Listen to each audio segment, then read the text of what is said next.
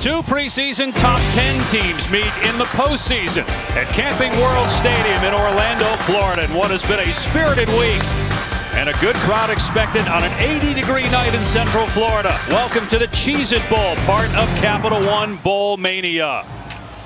And a royal entrance for Prince Chedward as Clemson faces Iowa State.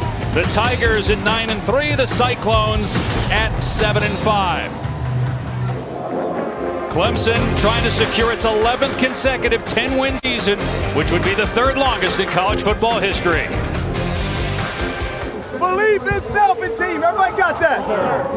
You got it right here. Let's freaking put on a show tonight.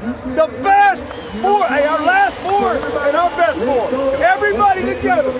Play for each other. Clemson family, you make a statement and walk out of here and drop the mic tonight. Let's go. Let's go, man. Let's go. Pulls up. Pulls up. Hey, let's go. Dabo getting the troops ready, and here come the Clemson Tigers, ranked 19th in the country.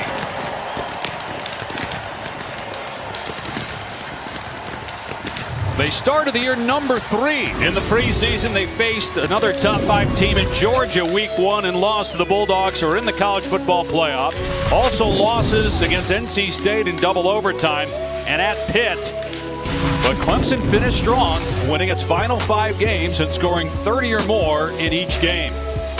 And welcome to the booth. Dave Pasch with Dusty Dvorak. Tom Luginbill down on the field. So Clemson's 6 straight appearances in the college football playoff. They miss out this year. Let down? Well, you just heard Dabo's speech to the team, and we talked with him yesterday. He's as fired up for this game as he has been for the last several years. No opt-outs. Everybody's playing, and you can understand why, Dusty, because it's a new era, so to speak, here as they turn the page with a lot of changes on the coaching staff. No question, and they kept it from within. That's what Dabo likes to do. And he went to change at defensive coordinator, replacing one of the best in the business in Brent Venables. And he goes to the guy in Wes Goodwin who knows this defense. He's been here for 7 years under Brent Venables, and there's not going to be a lot of change. A lot of people will tell you that this is one of the bright young minds in all of defensive coaching, and he gets his opportunity to make the play calls for the first time here tonight. Now, offensively, Brandon Streeter's been here 7 years coaching quarterbacks, complete trust from Dabo Swinney, and now he's tutored Deshaun Watson, Trevor Lawrence, and now he'll call the plays for DJ Uyunglele to try to get his career back on track. Yeah, you mentioned that with DJ. Look, this is another opportunity for them to evaluate the quarterback situation going into 2022, and with more on that, let's check in with Tom. Well, no doubt about that, Dave. DJ Uyunglele has to play better. This is about performance at Clemson. Now, DJ has owned his performance. He has not pointed fingers. He realizes he better compete because coming in is Cade Klubnik, number 3 quarterback in the 2022 class, going to be enrolling here in January. Competition is going to get hot for DJ Uyunglele. A win today, a big performance, catapults him into the offseason. And on the other side, Tom, you've got an Iowa State team like Clemson was in the top 10 preseason. They have a veteran quarterback in Brock Purdy who's meant a lot to this program. They will be without a couple of key players tonight, though, due to opt-outs. They were 7th preseason, picked to finish 2nd in the Big 12, but they had an early season loss to Iowa, which will be playing in the stadium on Saturday against Kentucky.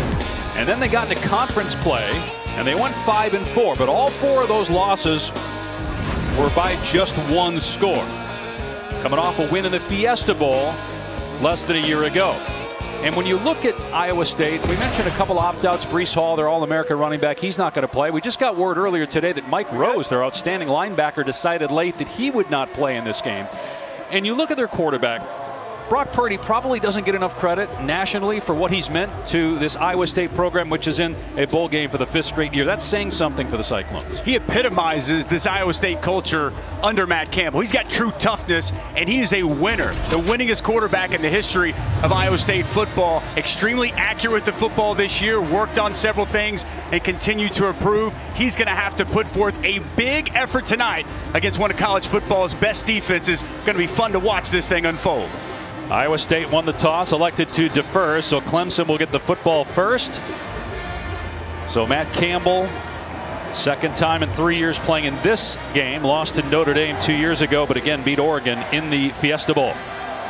And Dabo Swinney year 14, seeking his 150th career win, would be the 6th fastest ever to accomplish that feat.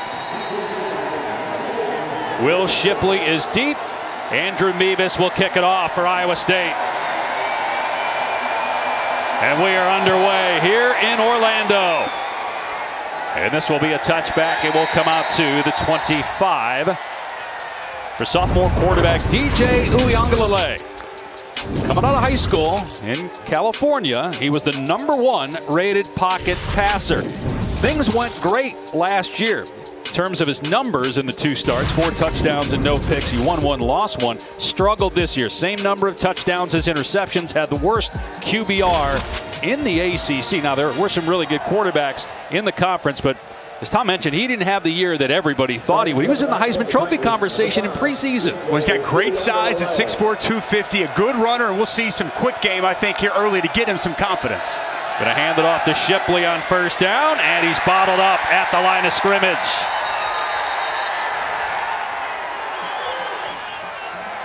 Take a look at some of these impacts today. A couple of wills coming at you. Will Shipley, fantastic true freshman running back who's been great the last couple of games, over 100 yards and defensively. Will McDonald, the Iowa State all-time sack leader, really does an outstanding job with speed getting after the quarterback. 22 sacks the last 2 years for McDonald. Here's Uiagalelei to throw, and a catch made at the 31-yard line. True freshman Dakari Collins, his 11th catch of the season. One of the issues for Clemson, offensive line hasn't been great, and they have a different starter tonight at center with Mason Trotter out because of a violation of team rules. So you got Hunter Rayburn moving over from guard, and they also have some injuries at wide receiver. No Justin Ross, E.J. Williams out as well, but COVID, the reason that he's not playing. John Haycock showing a lot of bodies at the line of scrimmage if he brings pressure on this first 3rd down. 3rd and 4. They don't. Uiagalelei with a strong throw and a first down. That's Dabo's son, Will Sweeney, 7th catch on the season, but his 69th career game at Clemson, a first down. Really nice job right here by Sweeney, sitting down in the soft part in that zone. Drop 8, little hole there in that zone. Good identification by Will Sweeney. And a nice find there by DJ Uiagalelei on the first 3rd down. Gain of 12. Out to the 42-yard line. They go back to the ground game. And this is Kobe Pace, who changed his number to number 7 for this game. And he picks up about 4 yards. I like this 2-back set we see here. They utilized it quite a bit against South Carolina. Both Kobe Pace and Will Shipley in the game. They've been depleted at wide receiver throughout the course of the season. Opens up this rushing attack, and these guys are viable options in the throw game as well.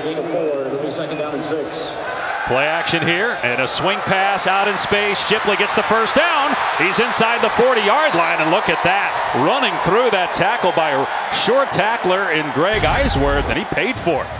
I love the blocking on the perimeter. How about Bo Collins getting a key block, and then the tight end Davis Allen. And man, Will Shipley, he can make you miss in a phone booth. Nice job in the open field by the true freshman running back. And again, you see that power finishing the play as well. Tell you what, Dusty, he is a great pass catcher as we're seeing tonight. 12th catch on the season, Tom. First down here. And they run it again between the tackles. Shipley push back at the 31-yard line, so a gain of 4. Check that was Kobe Pace, the ball carrier. This is really the last 2 or 3 games of the season, really the last half of the season. Their identity became more of a team moving players at the line of scrimmage and running the football. Going to be a key here against this Iowa State defense. Pace again, and he's drilled at the 29-yard line. Initial hit was by Bo Freeler, a true freshman who's getting the start. We talked about Rose opting out. Isheem Young is in the transfer portal. He's another starter at the linebacker/safety position that's not playing tonight. I like this true freshman safety, man. He will come down and hit you. Great size at 6'2", 205. Nice tackle right around the line of scrimmage, setting up this 3rd and medium. And in this defense, you better play like a linebacker when you're playing safety. No doubt, Tom. Basically interchangeable for John Haycock in his 6th year as the D coordinator. The misdirection. Pace has the first down inside the 25-yard line. Is able to get away from an ankle tackle And it's down to the 18. So that's an 11-yard gain and another conversion. Sprint draw. Watch the left side of the offensive line. Cave down here, and then another key block right here at 71, Jordan McFadden.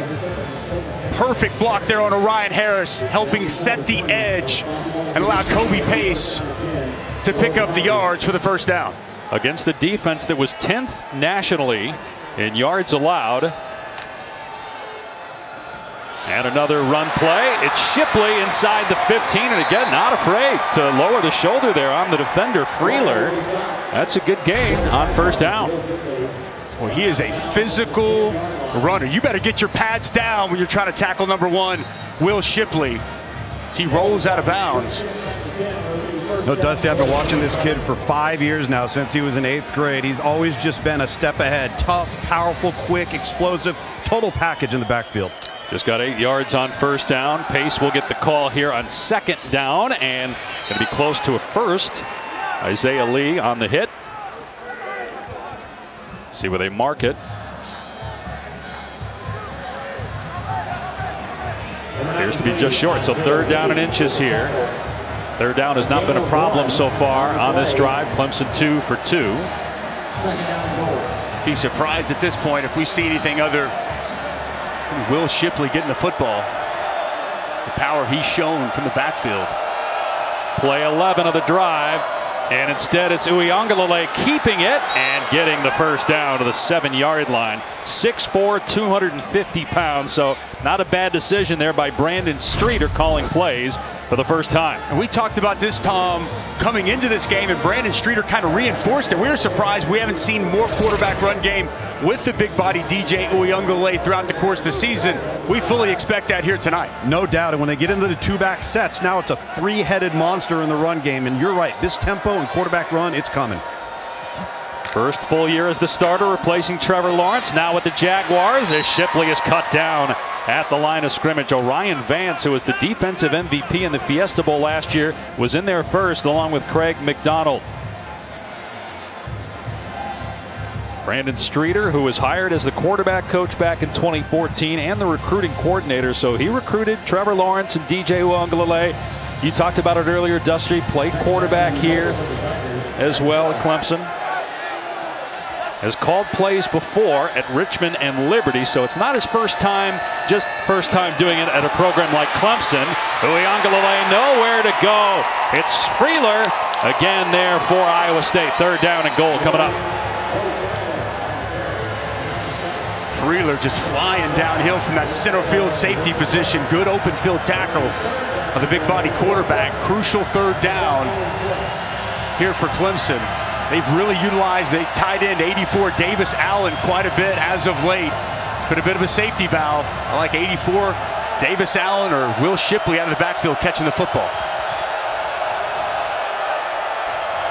Clemson has a true freshman starting at left guard in Marcus Tate. They've been running it pretty well, but I think he just moved. It was either Rayburn or Tate. Doesn't matter either way, it's 5 yards. Snap, offense number 55, 5-yard penalty. Still third down. And it's on Rayburn, the center. Again, played guard for most of the season, but moving over with Mason Trotter not available today. It's been a revolving door all year. 7 different offensive line combinations coming into tonight. And as you mentioned, no Trotter, move Hunter Rayburn over. Crucial penalty there, setting up third and long. Try to get in the end zone. Third and goal on the 11. Uiagalelei takes off. And down to about the 6. You wonder if they ran that because they planned to go for it on fourth down. Will McDonald was all over that play. And the offense is staying on the field for now. And then Dabo changes and says, let's bring on B.T. Potter to get us 3 points out of this long drive. You got to take your points here, right? Yeah. I mean, think about this drive that they've put together here. Almost 8 minutes they've chewed off the clock to not come away with points. You'd really be kicking yourself. A little surprised, a little conservative play call there on third and goal from the 11 on this opening possession. B.T. Potter has made 11 straight. He's missed only 4 all year. A 23-yard attempt. After an 8-minute drive, Clemson comes away with points. And a 23-yard field goal. And Iowa State will get the ball for the first time when we come back to Central Florida.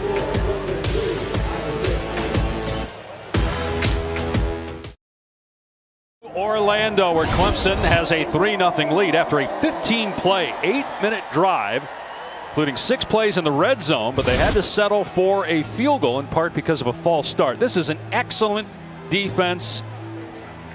You look at the red zone numbers, maybe not the best, but overall, 2 top 10 defenses.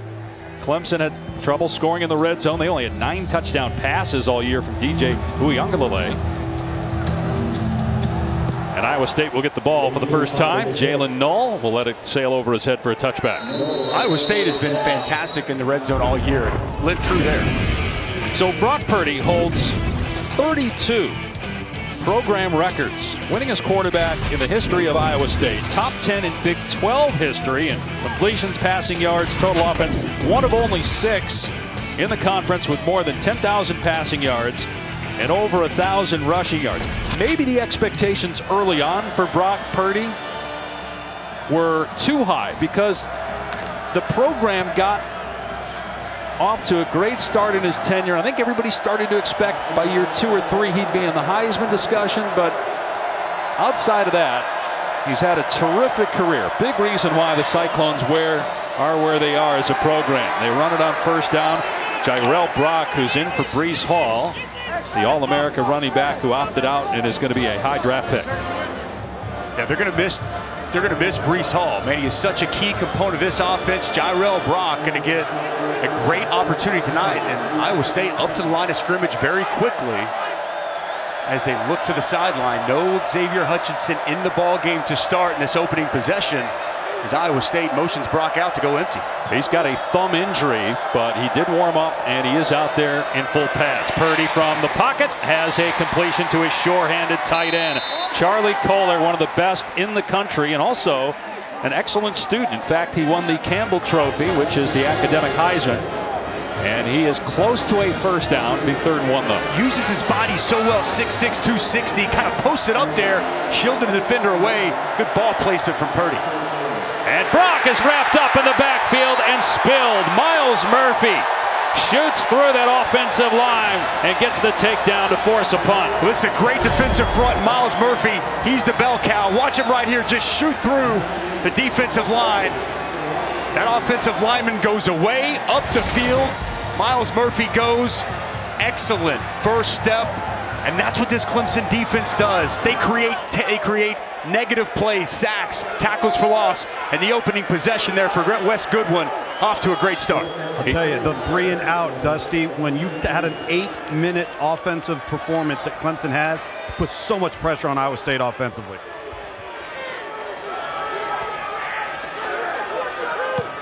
Mevis, who's also the punter as well as the place kicker, hangs it high and deep, and the fair catch made by Will Brown.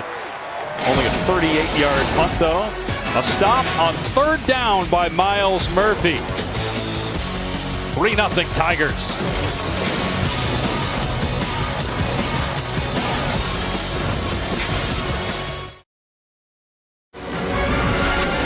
The Cheez-It Bowl is brought to you by Cheez-It. Cheesy, crunchy satisfaction. Yeah, the Cheez-It Bowl pep rallies for both teams held yesterday afternoon. One of the best things we've seen, one of the best moments of bowl season, Dabo Swinney and Matt Campbell, the 2 head coaches, riding together on a roller coaster, sitting next to one another. You won't even sit next to me on a roller coaster, Dave. Jeez. These guys have so much respect for one another. 2 of the great culture-building head coaches in all of college football. And you're right. Anytime these bowl games, all these different activities, always great to see these coaches enjoying it, embracing the moment. Well, you're so intense, man. I'm just worried that you're going to get all fired up and knock me off the roller coaster. That's why I got to sit in a separate carriage. Who are we kidding here? We won't even sit next to you in a car. And it's a good point from both of you. And, of course, we've got college football playoff semifinals December 31st. Goodyear Cotton Bowl Classic, Capital One Orange Bowl. Bama, Cincinnati, Michigan, Georgia. Clemson offense back on the field for the 2nd time, leading 3-0 after an 8-minute drive to start the game. Uiagalelei with a swing pass out of the backfield, and Pace is past the 35-yard line and close to a first down. It's good perimeter blocking. It was trips to the field. They get out in front. All 3 of these guys. Nice job. Really, it's Swinney with a nice cut block. And you see Pace with the ability to make defenders miss. in the open field. Quality pickup on first down. Staying true to what we thought. Quick game, easy throws here early for DJ Uiagalelei. They were 103rd in pass offense. They try to run it here and nowhere to go as Zach Peterson is all over pace in the backfield, a loss of a couple. Well, that's how you set a firm edge. Zach Peterson gets up the field, digs that out from underneath the offensive lineman Will Putnam. Nowhere for pace to go, but looked like second and very short. Now third in medium. Quality stop there by the senior. Honorable mention, all Big 12 this year for Peterson. And a big play on second down.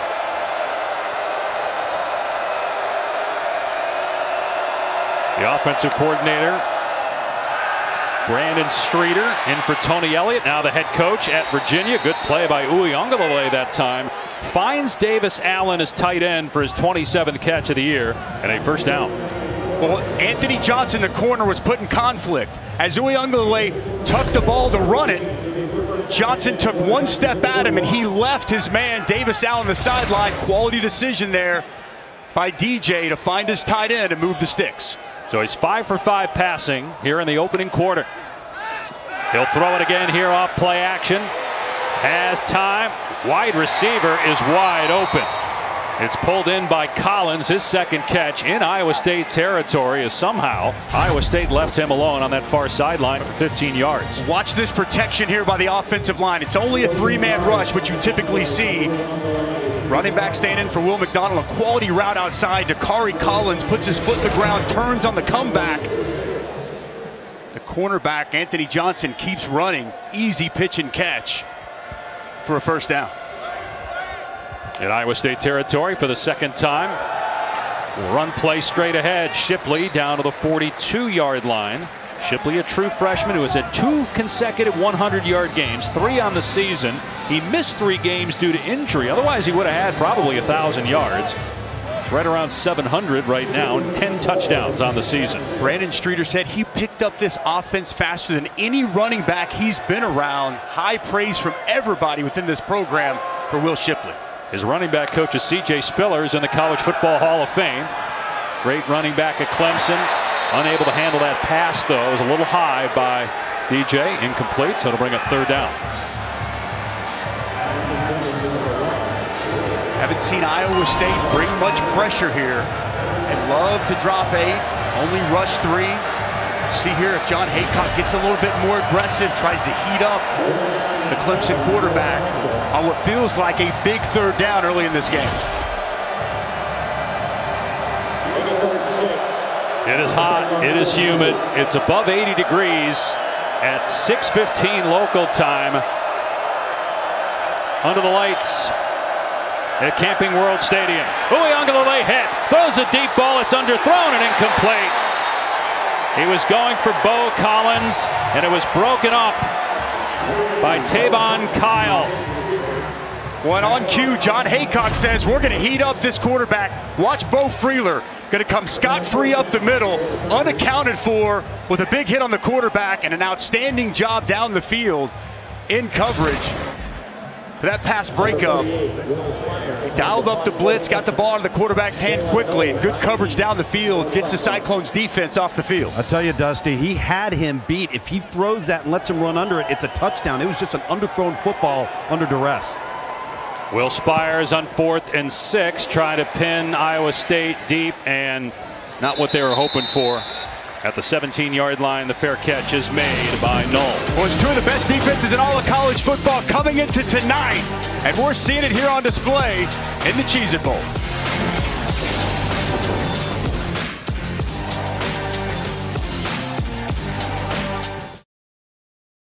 One of the top running backs in all of college football. 24 consecutive games with a rushing touchdown. That's an FBS record. He led the country in total touchdowns this year with 23. First team All-America. Junior from Wichita, Kansas.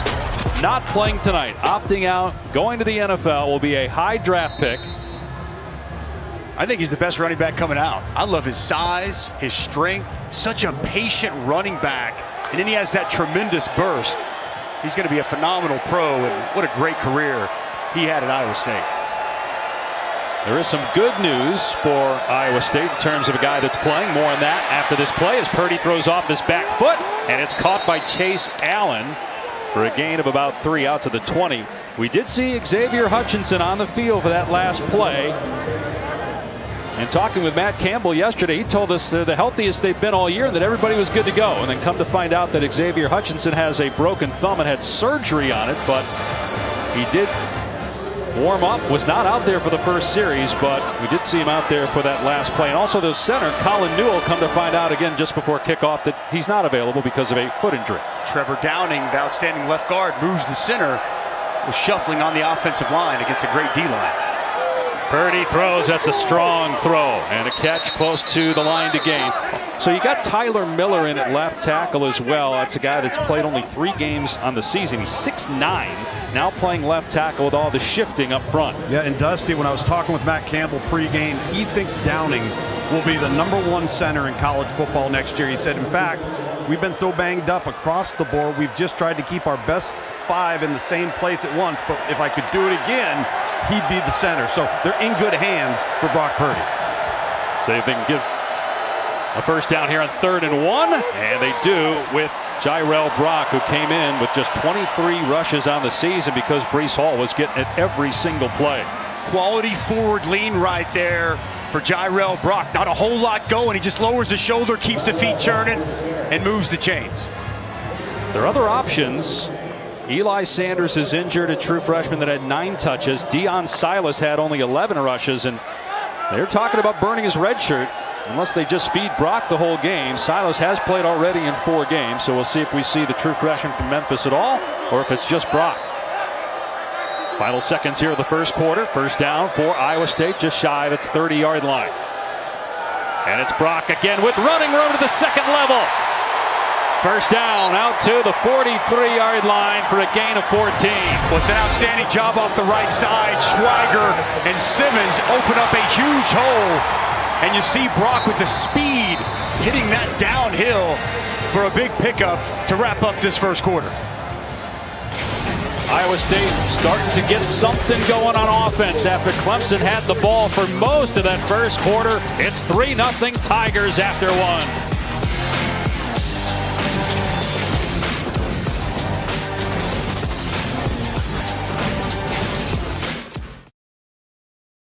Welcome back to the Cheez-It Bowl, part of Capital One Bowl Mania.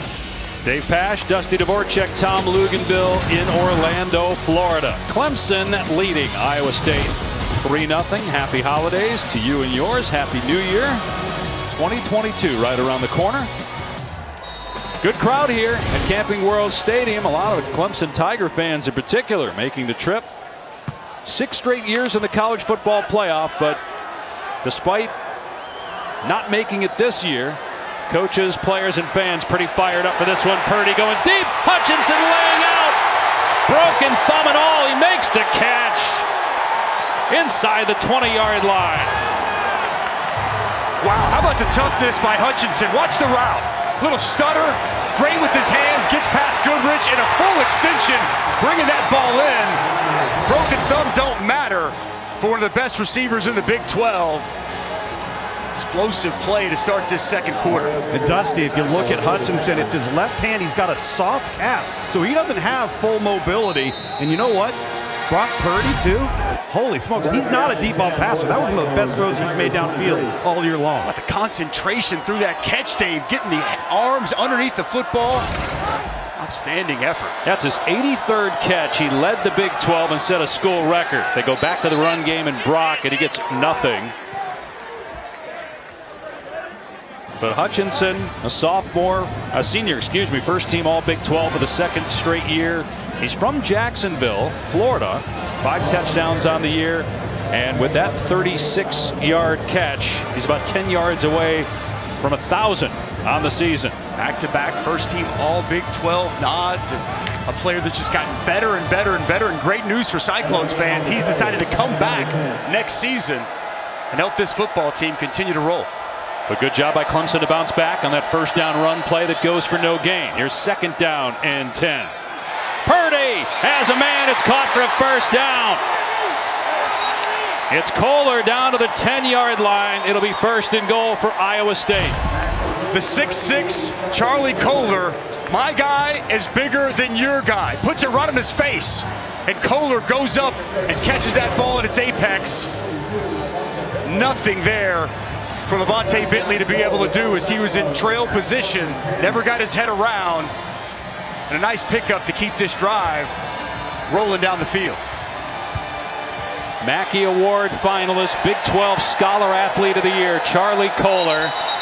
Tons of movement on the 1st down and goal play, so move Iowa State back 5 yards. False start, offense, number 66. 5-yard penalty, still 1st down. It's on Tyler Miller, who we were talking about as the replacement left tackle. Bowl season rolls on Friday morning on ESPN with the Tax Slayer Gator Bowl. Wake Forest, which had a great year. Rutgers is playing in this game now. Coverage starts 11 a.m. on both ESPN and the app.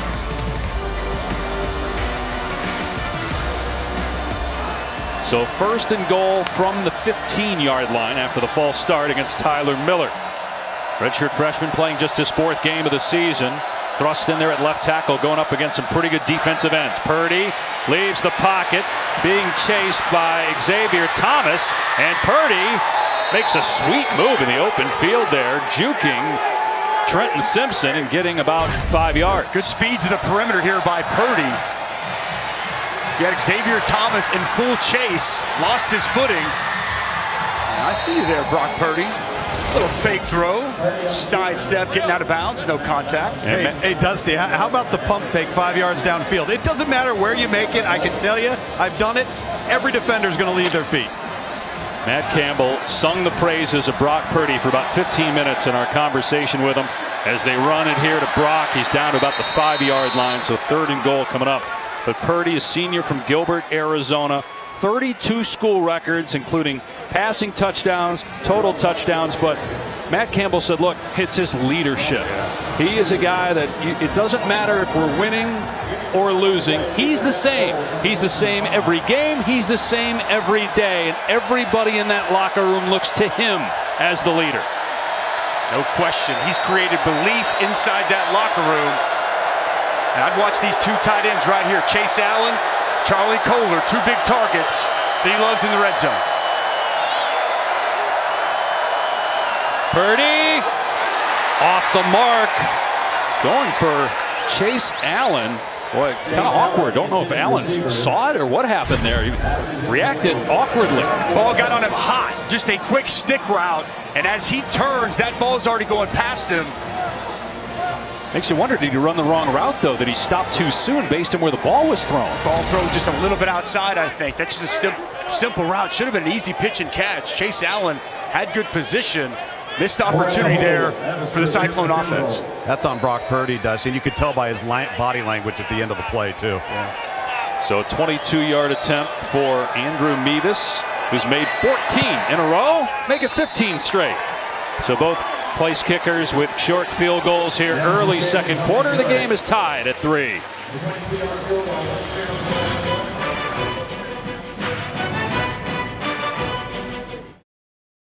Coming up next here on ESPN, Riverwalk, the Valero Alamo Bowl with Oregon taking on Oklahoma from the Alamo Dome. It's also available on the ESPN app. Bob Stoops is coaching that game, but it will be Brent Venables taking over from there.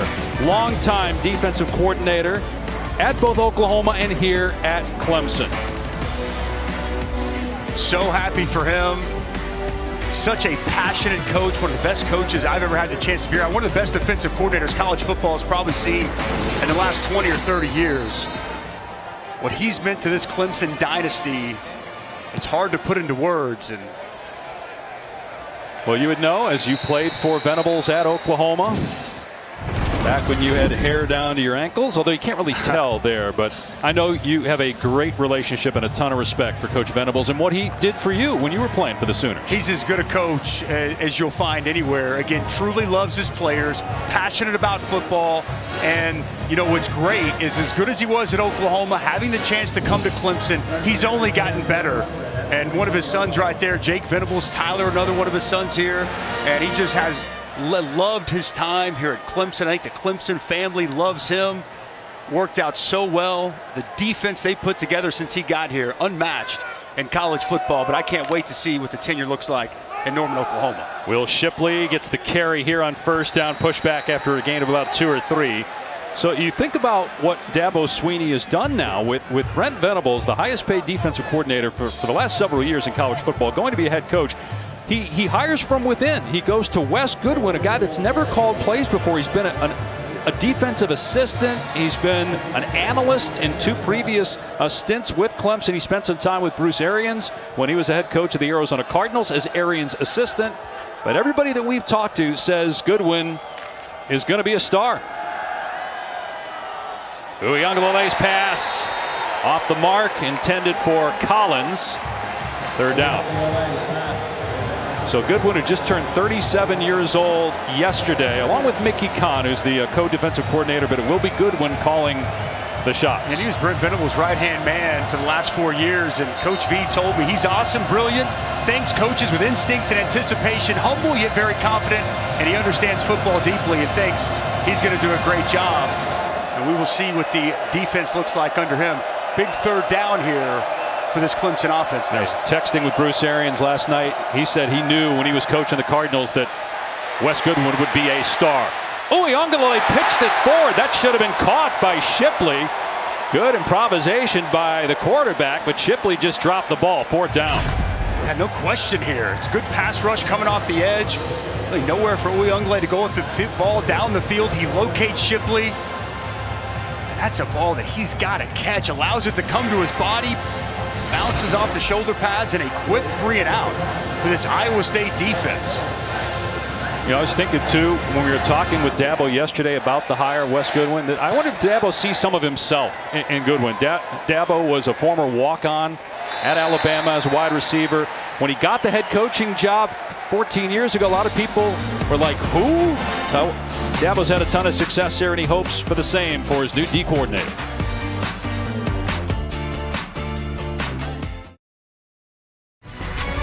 The Cheez-It Bowl is brought to you by Cheez-It.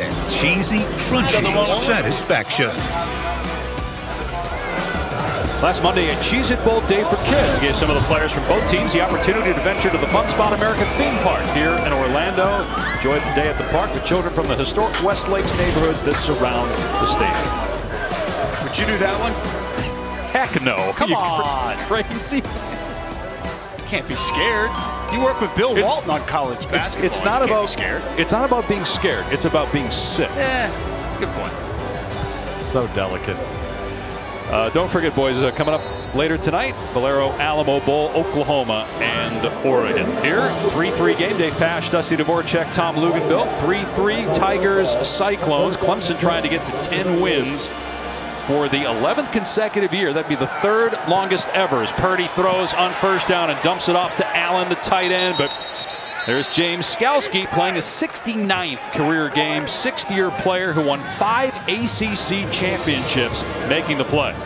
Remarkable the career he's been able to put together. First team all ACC this season. He's the alpha, he's the leader, knows this defense inside and out, wants to be a coach after his playing days, and he's basically a coach on the field for this team. And talking with Wes Goodwin, this staff, you know, one of the things he does, he pours his knowledge into the other players to help make this entire defense better. So Deion Silas is in. They're going to burn that red shirt. He gets the carry here, playing in his 5th game, just his 12th attempt. You can see the burst, though, off the right side for about 9 yards.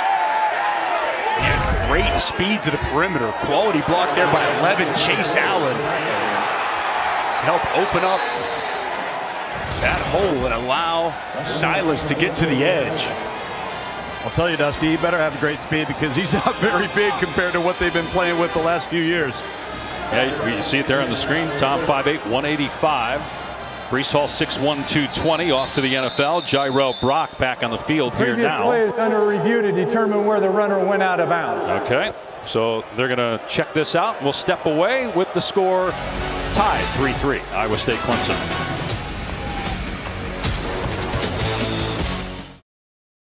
The feel was that he got a first down out to the 48-yard line, but replay stopped it, and as you see here, right foot of Deion Silas out of bounds in between the 44 and the 45-yard line. So it's going to bring up a 3rd down and 3 here for Iowa State early in the second quarter.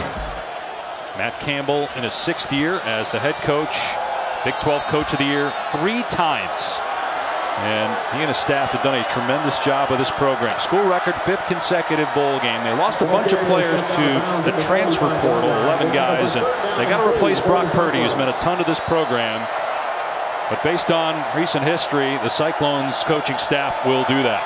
Here's Purdy in trouble, steps up, gets out of there, being chased by Skalski and dives for the 1st down at the 48-yard line. Great awareness on the field by Brock Purdy. It's good coverage by the Clemson secondary.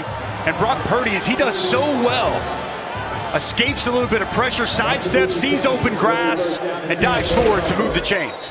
Skalski was shaken up on the play, a timeout by Clemson. Skalski had to go to the sideline. He was hobbling off. Timeout on the field. Timeout by the Tigers. They have 2 remaining. School record 69th game at Clemson for James Skalski, but he was injured on the previous play. Watch him as he's going to try to run down Brock Purdy. Tough to tell exactly what he did. Kind of pulls up lame there as he tries to throttle down. He gets to the sideline, but a key component for this Clemson defense. And Balin Spector, the other veteran linebacker, not available to play as he had a hand injury. All of a sudden now you're digging deep into the depth of this Clemson linebacking core. There's Spector. You also saw Nolan Turner, who has a boot on his left foot. He was standing next to Skalski on the sideline. 1st down for Purdy on the run. Now play action. Throws over the middle. It's caught for a 1st down at the 40-yard line. The true freshman, Jalen Null, inside the 30.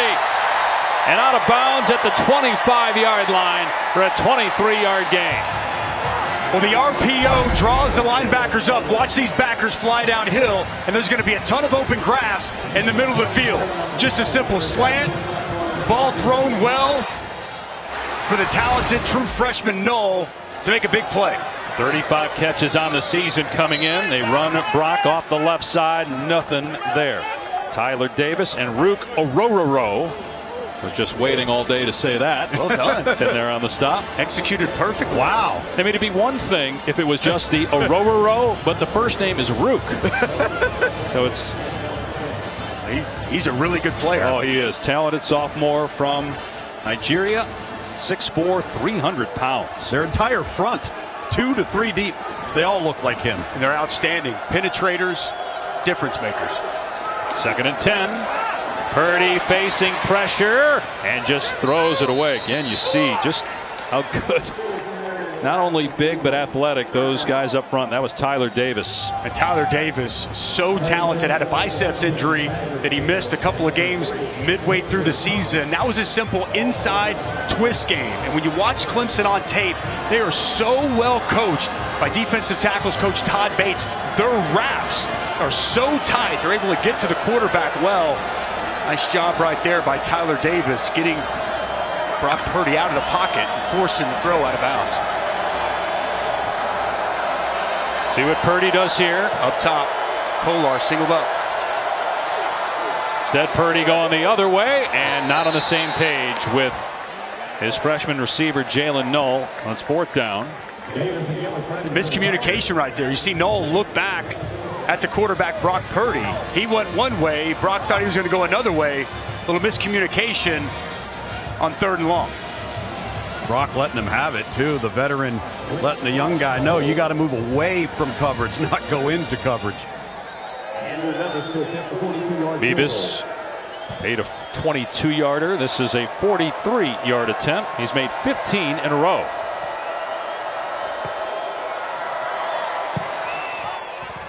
And this one misses wide to the right. So the streak is over, and Clemson holds. Iowa State comes away with nothing. And we'll be back in 10 seconds after a message from Ally. Thank you, Kevin. 3-3 midway through the second quarter here on an 80-degree humid night in Orlando. You know, since that first drive, Clemson went right down the field, 15 plays, shoot up over 8 minutes of clock. The last couple of possessions, they haven't been able to get much going. Let's see what Brandon Streeter dials up here. I'd like to see him get back to trying to run the football with Will Shipley. Shipley has 5 carries. Kobe Pace with 6. Uiagalelei has run it 3 times. He'll throw it here, and it's an on-target pass to Dakari Collins, who's caught 3 balls in this game. He had 10 catches all season. True freshman from Atlanta. It's a first down. Good route once again by Dakari Collins. As he gets Detrone Young turned around a little bit, on target there for Uiagalelei. And Dakari Collins really gaining confidence and made huge strides throughout the course of this season. He's a big target, 6'4", 215 pounds. Here's a quick pitch that Iowa State is all over. Shipley wrapped up by 3 Cyclones. Zach Peterson leading the charge. Negative play, loss of 1. Well, John Haycock dialed it up. Anthony Johnson, he brought a cat blitz, a corner blitz off the boundary right into where that toss went. Excellent call by the Iowa State defensive coordinator. And then the pursuit was on as Shipley tried to cut it back. Nowhere to go on this Cyclones defense. 6th year for John Haycock as the DC. Minus 3 starters, including Mike Rose. Would have started his 50th game. He opted out for this game. There he is again. Collins getting another first down. That was 2nd and 11. And Uiagalelei's pass on the mark. And they moved the sticks after the gain of 13. The tight end, Davis Allen, went vertical, cleared everything out. A simple square in from the outside by Dakari Collins. And a good find by Uiagalelei as true freshman has become a quarterback's favorite target here in this first half. Uiagalelei pump fake. And now firing down the sideline behind the receiver. And wow, Sweeney absolutely got smoked by Greg Eisworth. And here comes a penalty marker.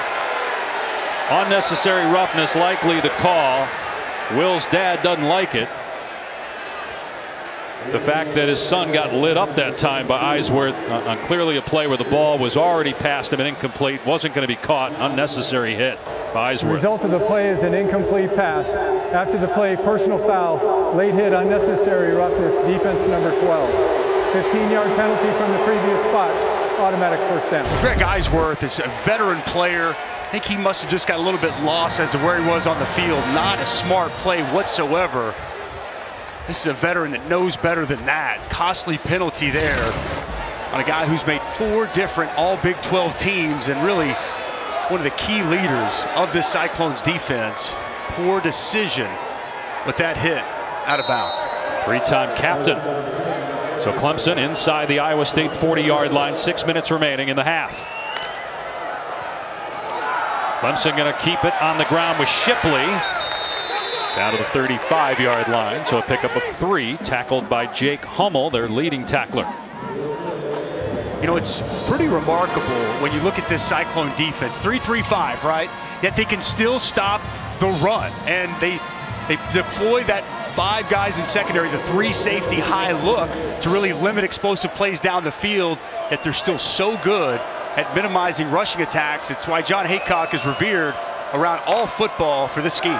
Uiagalelei dumping it off to Shipley out in space inside the 30, got the first down, a flag down, Shipley inside the 10 and all the way to the 5. Let's see if it comes back though. The flag was thrown around the 15-yard line. Usually that's offensive holding.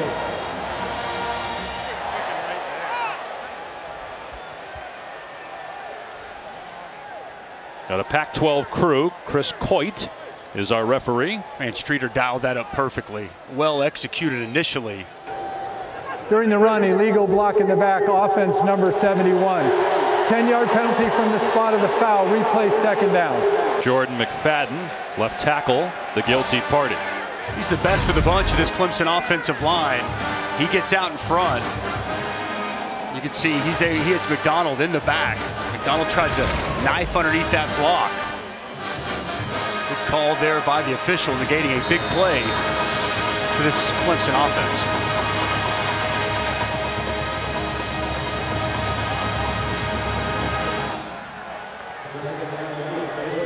So second down and 8.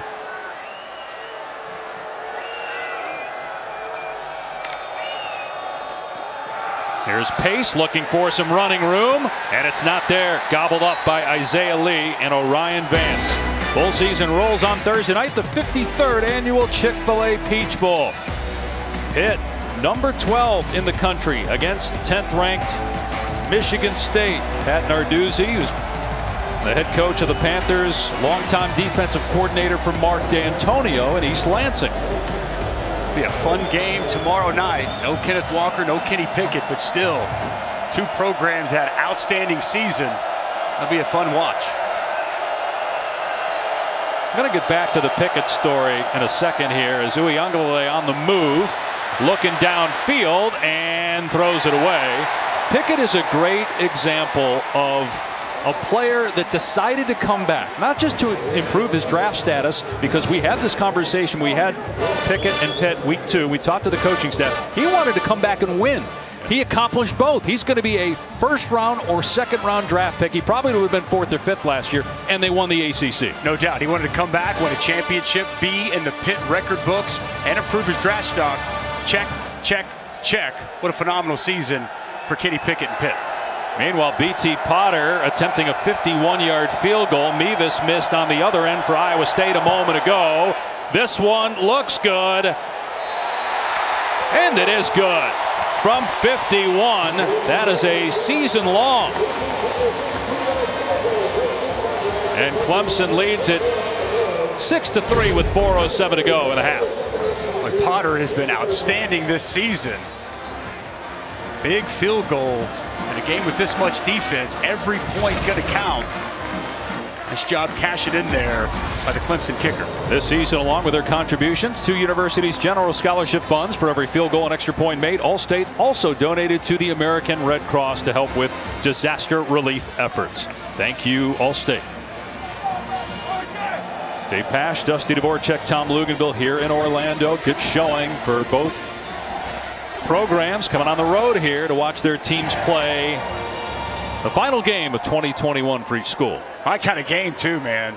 Defensive slugfest, and we thought that coming in. Two of the best defenses in all of college football. And it's been on display here today, and we'll see if Skalski will be able to make it back in. Looks a little dejected over there on the sidelines. Be a real key if he's not able to return. Iowa State has all of its timeouts. Be a touchback and come out to the 25. Take a look at the Bowl Challenge Cup standings brought to you by Progressive. The Bowl Challenge Cup awarded to the conference with the best winning percentage in the postseason. Here's how it breaks down right now.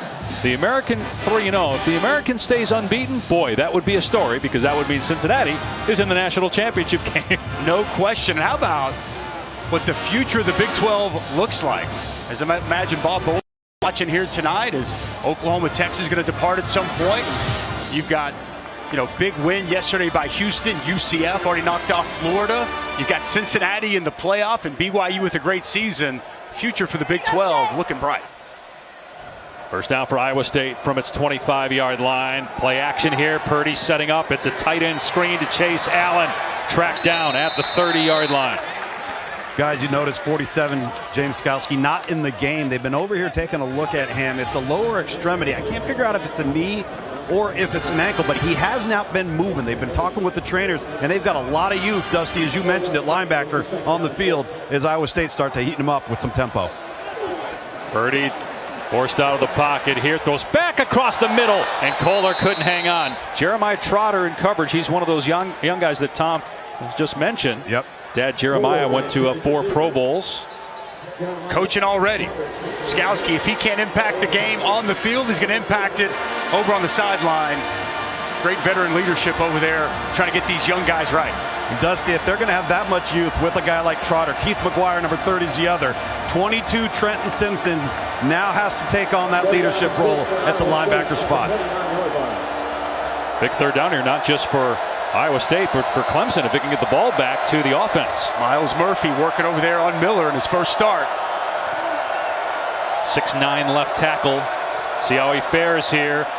Doesn't fare well, but Purdy stepped up and throws complete for a first down. So Purdy climbed the pocket, and found his man Sean Shaw out at the 46-yard line. Such a veteran move here by Brock Purdy. Pressure off the edge, steps up, stays calm, sets his feet, and locates his target in the middle of the field. Big third down throw to move the sticks.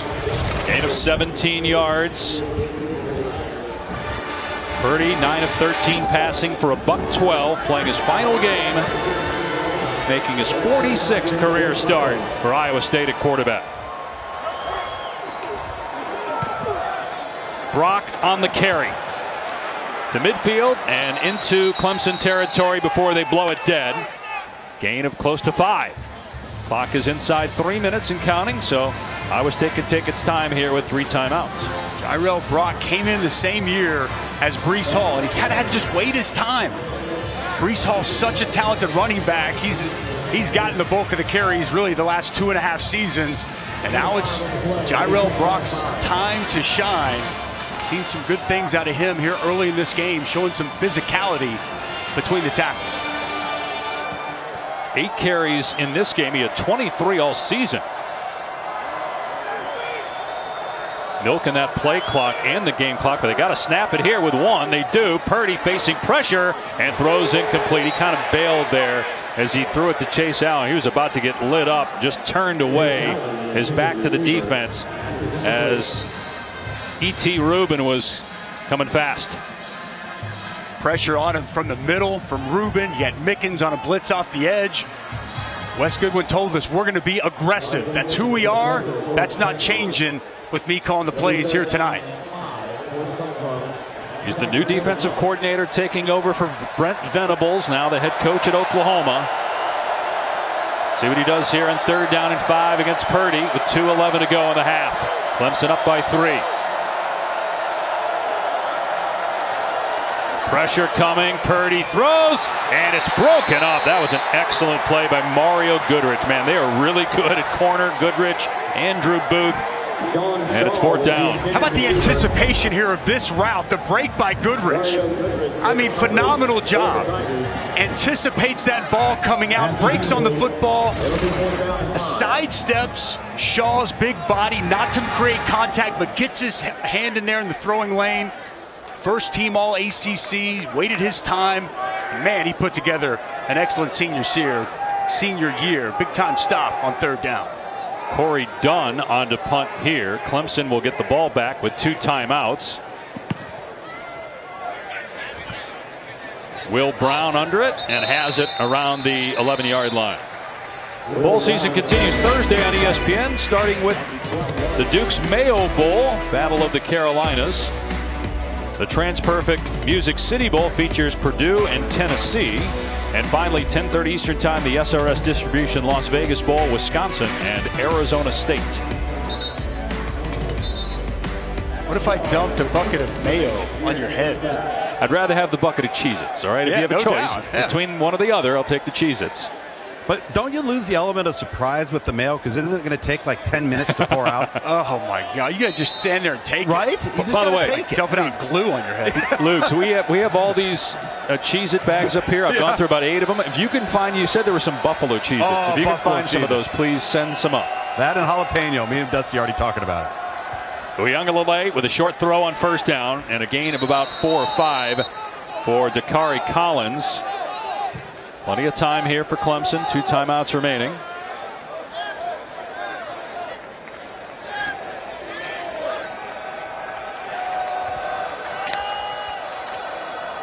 And keep it on the ground here as Pace gets the 1st down and more. Out past the 35. Pushed out at the 38. Gain of 21 on the play. Nice job off the right side. Will Putnam with a good key block to help spring that. And you see the burst as well from Kobe Pace. Strong runner with good speed. Well, him and Will Shipley are a great complement. 1-2 punch in this Clemson backfield. Well, Shipley in there now. Uyunglele to throw on 1st down. Has a ton of time. And to the sideline it goes for Davis Allen as tight end. And a gain of about 3. Clock stop with 1:30 to go in the half. That's smart football right there. Look, part of what Brandon Streeter said, with this Iowa State defense, take what the defense gives you. Nothing open down the field, Tom, and a good decision there by the quarterback. And you see those corners, man, they will fly out of there with people buzzing to the flats. If you just hang in there for a second, they're protected well enough. You're exactly right, Dusty. Just take what they give you, play pitch and catch. Let the wideouts make you look good. Play action, and that pass off the mark intended for Ngata. We touched on this in the open, but DJ will get some competition next year. Cade Klubnik, who many people have as the top-ranked quarterback in the country, he is coming to Clemson. Tyson Fomachan decided to go into the transfer portal, so if something were to happen to Uyunglele in this game, you're down to freshmen Hunter Helms or Billy Wiles, who's a true freshman and a former walk-on. The evaluation process has been going all year. Will continue into the offseason as to who will be the quarterback for Clemson in 2022 as they try to get back to the college football playoff. Made it 6 straight years until this season. Uyunglele in trouble, has pressure at his feet. Steps up, flips it downfield. That was a great play by Uyunglele to Collins for a first down. Man, when he improvises, he makes some special things happen. Boy, that was outstanding. Moving to his left, changed his arm angle, locates his target. A nice first down for Bo Collins. But they want to see more of the simple things, just dropping back and making the right throw. As he pump fakes here, steps up again on the move and launches it out of play. Let's go back to that 3rd and 7 here. Again, pressure coming his way. Nice job avoiding that pressure, climbing up in the pocket, working away. And as he's moving to his left, you see him go about 3/4, locate Bo Collins, and enough to move the chains. You know, Dusty, that's where arm strength comes into play. You know, normal guys can't make that throw across your body like that off balance, and that's what he's blessed with. Before Patrick Mahomes, coaches would absolutely kill people for doing that. But now it's like, Mahomes does it and wins Super Bowls and MVP trophies. So it's like Steph Curry in basketball now, where he shoots the ball from the distance. No running room for pace. Good job by Orion Vance reading that. So we're at 53 seconds and counting here. 3rd and long. Still 2 timeouts for Clemson. Iowa State could have used a timeout here, decided not to. Be interesting to see exactly what Clemson does. Do they dial it back? Letting a little bit of clock run down.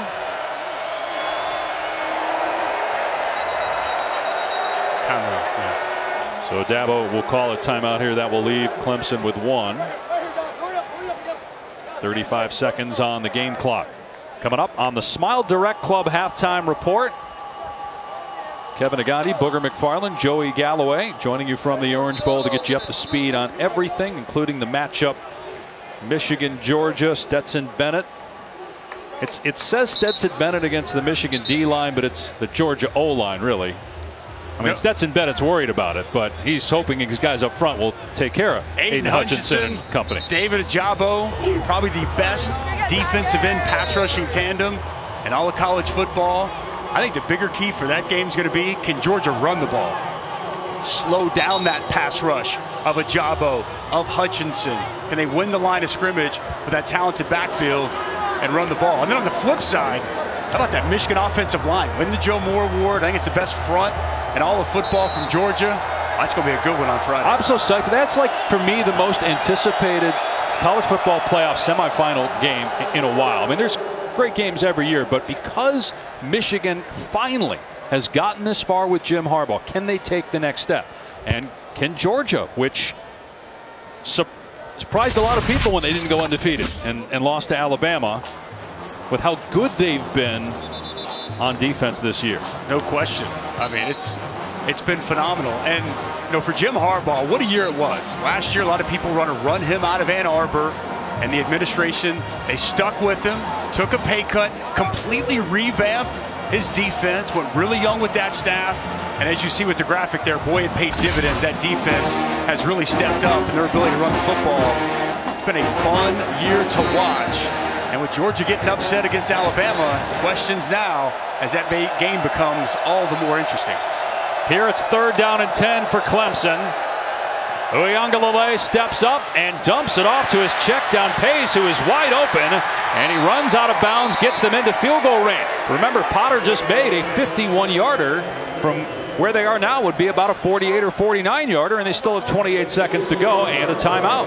Well, the linebackers in the middle of the field, they completely vacated, left the check down wide open for Pace to be able to get it.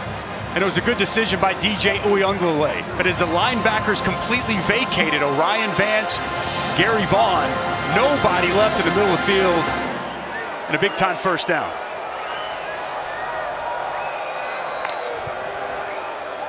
Uiagalelei again dumping it off, taking the smart play there, getting the sure thing, and out of bounds his pace, stopping the clock with 23 seconds to go.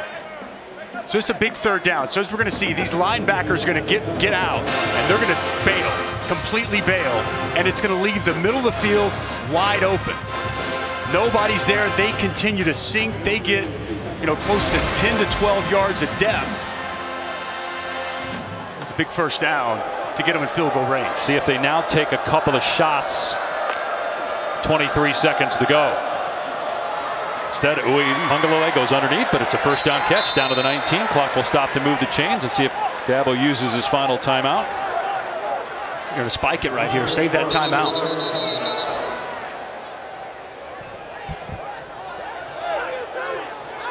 The official stopping things. The clock is moving. Iowa State was allowed to substitute, but the clock should not have started. Please reset the game clock to 17 seconds. 17 seconds, it'll start on my signal. I like this decision right here, Dave. Save that timeout, get up to the line of scrimmage, spike it, and keep that in your back pocket.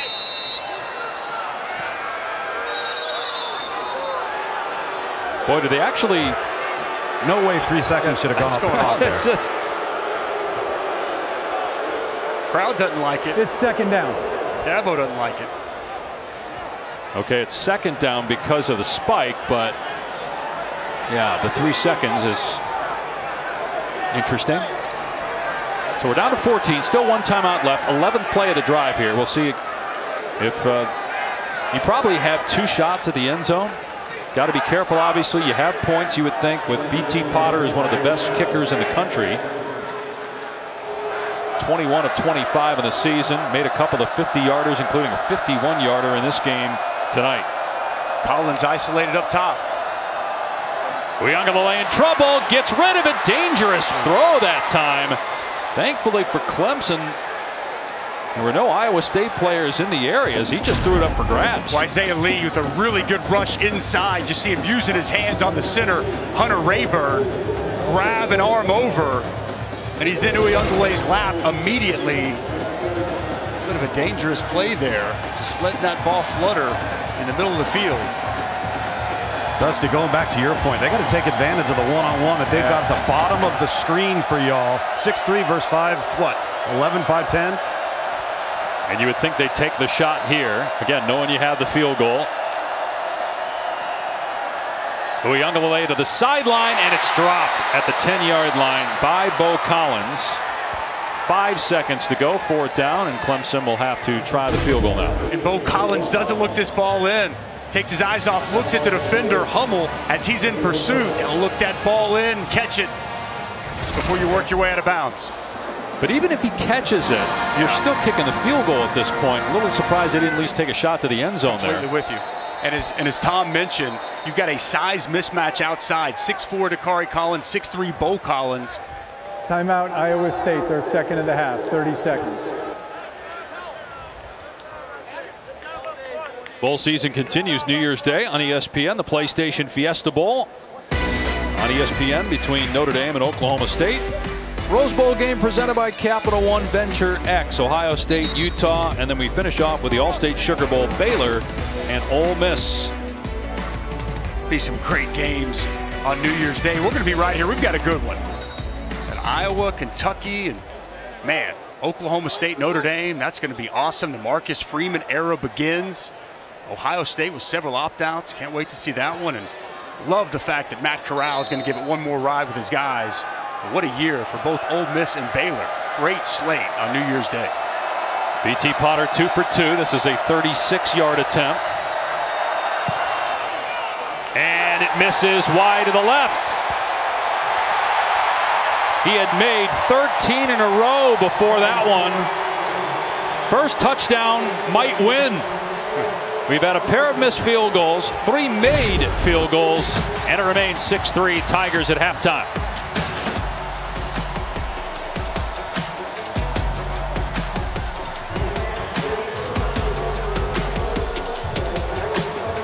6-3. Clemson will get you to Kevin Agandi at the Orange Bowl for the Smile Direct Club halftime report right after this break.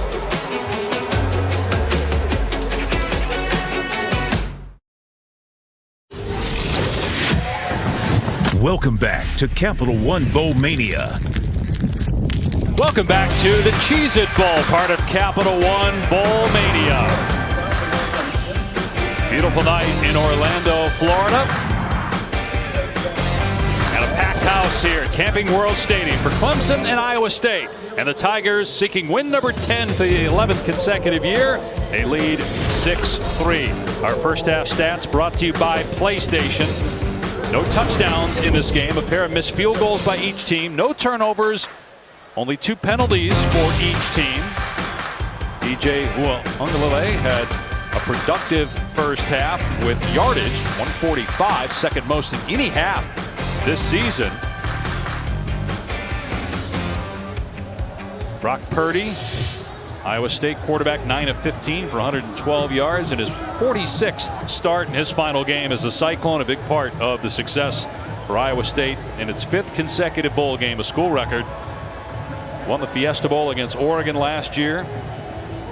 In a home game for Purdy, who grew up in the Phoenix area in Gilbert. He'll be playing an East-West Shrine game coming up, and he's trying to go out on a high note by beating Clemson here in Orlando. B.T. Potter, who missed a 36-yard field goal at the end of the first half, will kick off here. Jalen Null is the deep man, and it will go over his head for a touchback.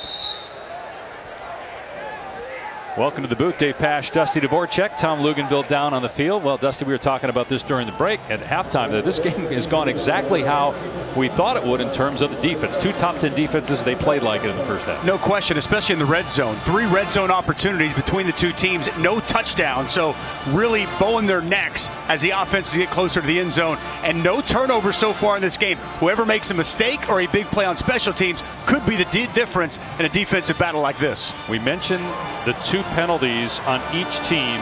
They were costly in terms of a late hit out of bounds by Clemson led to 3 points for Iowa State as Jairell Brock runs straight ahead for about 3 yards, and then he had a false start on Clemson, which cost him an opportunity at a touchdown on a goal-to-go situation. Well, Dusty, you're right. You talk about the red zone defense. First words out of Dabo Swinney's mouth going into the locker room were the red zone penalties. First series of the first quarter, and then again on the long screen that was going into Will Shipley, and then missing the field goal in the 2-minute. Getting back to running the football is critical for Clemson in this half.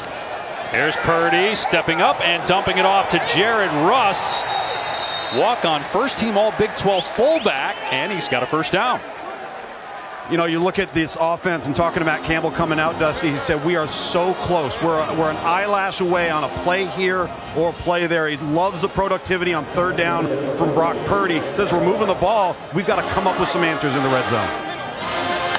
Totally agree with that. I think both of these offenses, want to try to continue to run the football, but I was impressed with that opening half of Brock Purdy.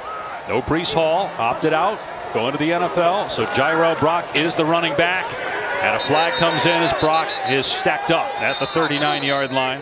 Jalen Phillips leading the charge there defensively for the Tigers. Holding. Offense number 52, 10-yard penalty.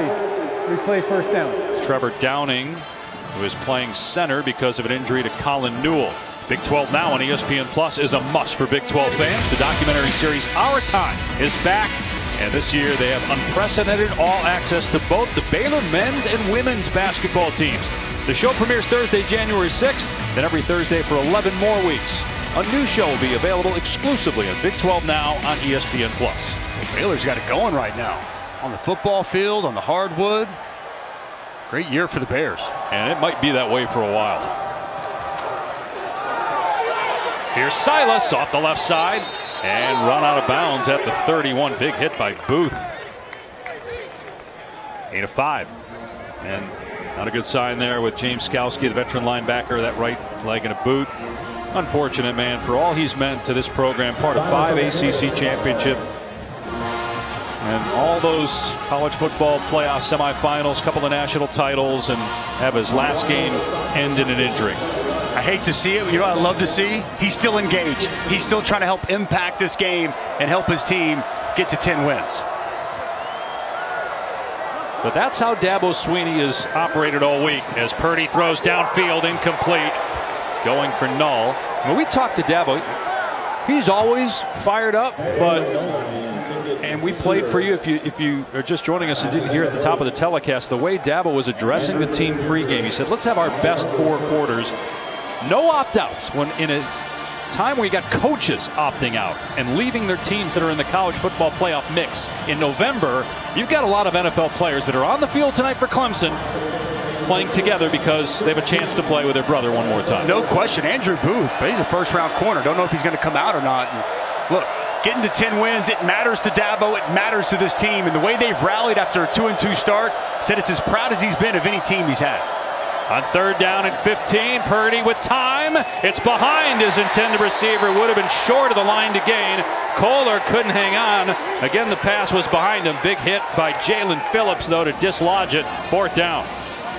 It's good coverage down the field, but as you mentioned, this pass gets away from Purdy a little bit behind Kohler.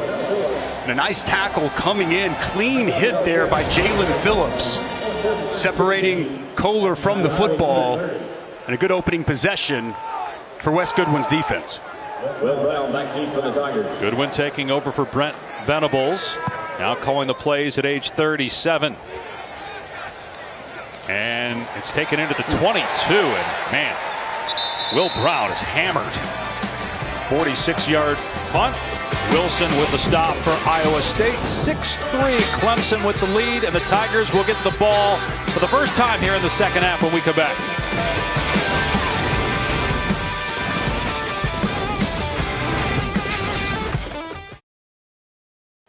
Coming up next, it is the Valero Alamo Bowl from San Antonio. 14th ranked Oregon, 16th ranked Oklahoma.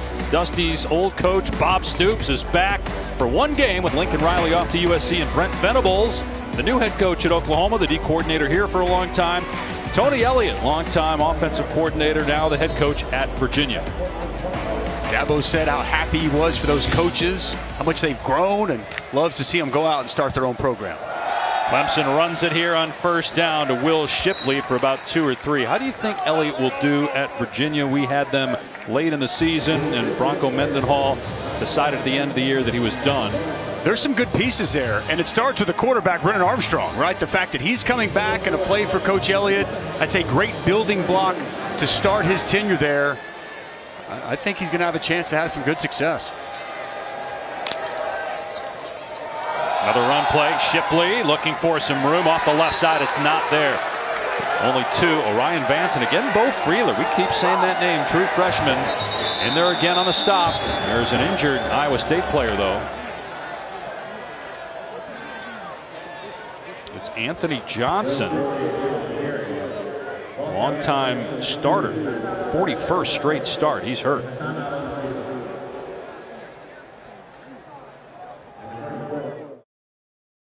Dabo Swinney seeking win number 150, and in year 14 at Clemson, his team up 6-3.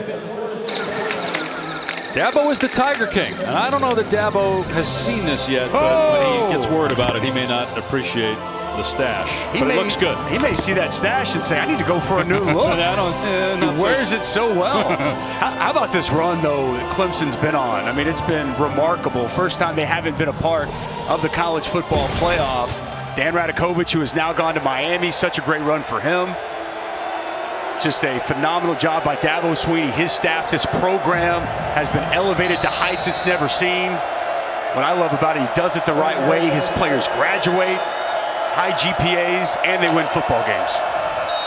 There was some contact. Looked like Iowa State was offside. Isaiah Lee jumped into the neutral zone and made contact with an offensive lineman. Defense in the neutral zone with contact, number 93. 5-yard penalty, still 3rd down. That's a big penalty because DJ Uiagalelei has not really beaten you with his arm. And so now you go from 3rd and 6 to 3rd and 1 where you bring in the run game again. Opens up the playbook. Quarterback run game. Q counter in play here, or Will Shipley just trying to hit it downhill against this wall of Iowa State. Good second effort by Shipley to get the first down. Man, he runs hard. We've seen it several times tonight. Does not mind contact as he broke an arm tackle to move the sticks there. Well, there's nothing there initially. It's a great job of the Iowa State front. There's no knockback by the Clemson offensive line, and Will Shipley just kind of keeps his legs churning, finds a way, picks a little bit of a hole, and nudges forward for just enough to move the sticks. To your point, that Iowa State defense is stout. Man. Uyunglele back to throw here. Everybody covered. Tries to dump it off. And a nice catch by Shipley. Good coverage by Vance. It'll be a gain of 6. Iowa State, again, just giving up 6 points. Mike Rose, their best player, he decided not to play in this game late. At least that's what we were told. That last night he addressed the team saying he wasn't going to play. But it's the system. It is. And Mike Rose, what a phenomenal career he's had. Last year's Big 12 Defensive Player of the Year, 49 consecutive starts. Such a key piece of this defense. Hate that he's not out here with his team tonight. Shipley, and there's Freeler again. Man, this guy's been all over the field. The true freshman from Colorado Springs getting the start tonight. So this is part of what this defense is. You only have 3 men up front, but the center field safety, and Bo Freeler's playing it tonight. Watch him come down right at the snap. He engages right now when he sees run. He gets his key and he comes downhill. And an excellent open field tackle to set up third medium. It's true freshman Bo Freeler. Bright future for him. He's been called upon here tonight, and he has answered the bell. Uyunglele to throw on 3rd down and 4. Facing pressure. Gets rid of it at the last second. And it's juggled and caught for a first down. Bo Collins snatched it out of the air as Uyunglele just threw that up for grabs. Wow, it's an excellent rush on the inside, the twist game. Wazirike gets pressure, and that's a dangerous play by Uyunglele, just putting the ball up there. But Bo Collins goes up, strong hands. What a catch. Back to the ground game. Shipley off the edge, hurdles a defender, but Miles Purchase got just enough of Shipley to get him to the ground. How about the athleticism here by Will Shipley? You're going to go low, I'm going to go high. Nice run there, getting to the perimeter. After that outstanding grab, still trying to figure out how Bo Collins caught that football. That was a dangerous throw. Dusty, I think he was trying to throw it away. I just think he didn't get enough juice on it. 8th play of the drive after that 9-yard run by Shipley. 2nd down and 1. Pace is on the field, and he gets the call, and a first down inside the 40-yard line. Down to the 38. Nearing the midway point here, the 3rd quarter.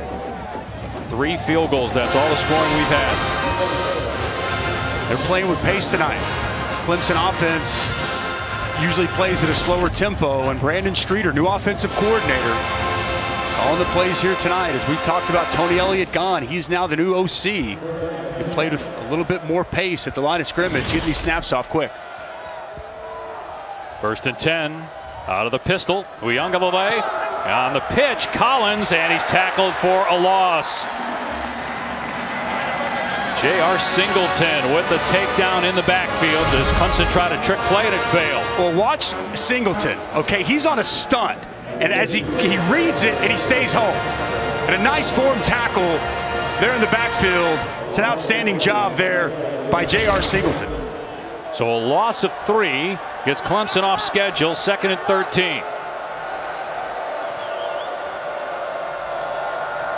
Out of empty. Uyunglele on a wide receiver screen. It was Pace that was lined up out there as a flanker. And a chunk play down to the 31, so about 10 there. It'll bring up 3rd and short. Like the play call there. Easy throw, kind of an extension of the run. Put your running back outside. And it was Will Putnam getting up on the linebacker with a key block to help spring Pace for a big pickup and set up 3rd and manageable.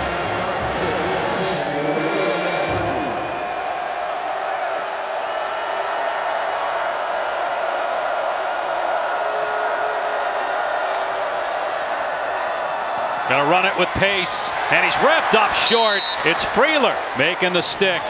What do you do? 4th and 1. I think he's going to go for it. I think in this situation, Dabo Swinney coming out of the half, missed their last field goal. I think he wants to be able to establish the line of scrimmage think he wants to come away with this drive with 6, not 3. Right, if he gets 6, you might win. It would be a 49-yard try for Potter, who made from 51, but you mentioned the miss at the end of the half going in this direction. So they go for it on 4th and 1. And Uiagalelei keeps it, pushes forward, and appears to have it. Man, he was stopped initially. That's what 6'4", 250 plus will do at the quarterback spot. As he leans forward, man, just enough, it appears, to move the sticks. A quarterback counter follows Will Shipley. Nothing's there initially, and it's that spin roll, and he lays backwards, and it appears, Dave, he got just enough. Going to measure, but you see right there that yellow line usually pretty accurate, so you would think that that would move the sticks here for Clemson, get him a fresh set of downs at the 28-yard line. His team started 2-2, lost to Georgia week 1, also had a loss in overtime to NC State. Oh my goodness, barely.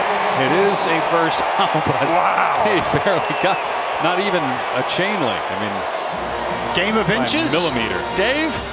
Wow, so much for the yellow line.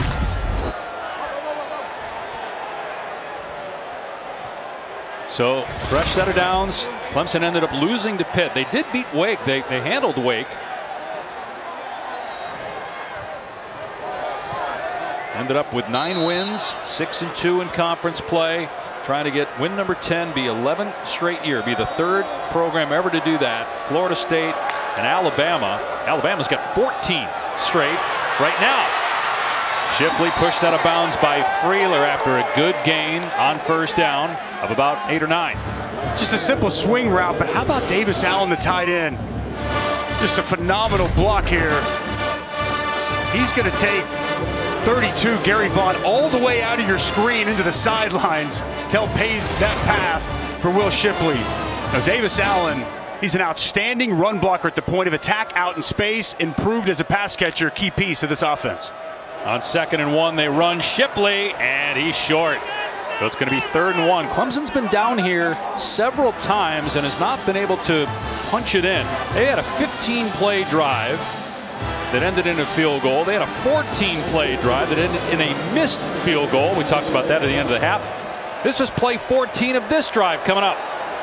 This is a bend but don't break defense, one of the best red zone defenses all year in college football. See if John Haycock's defense can come up with another key stop.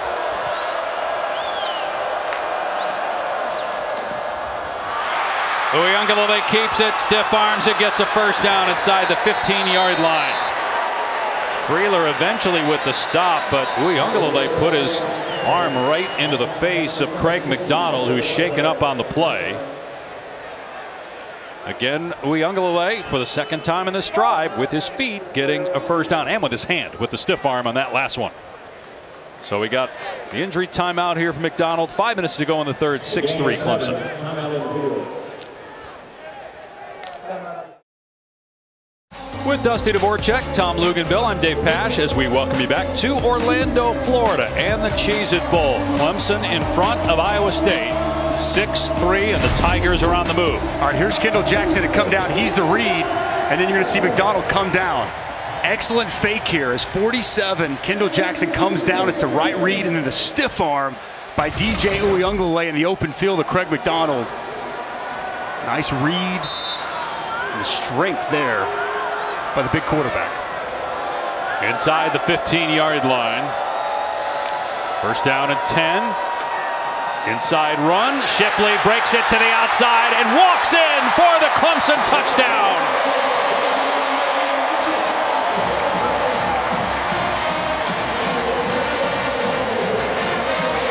11th rushing touchdown of the season for the true freshman, and the first touchdown tonight for either team.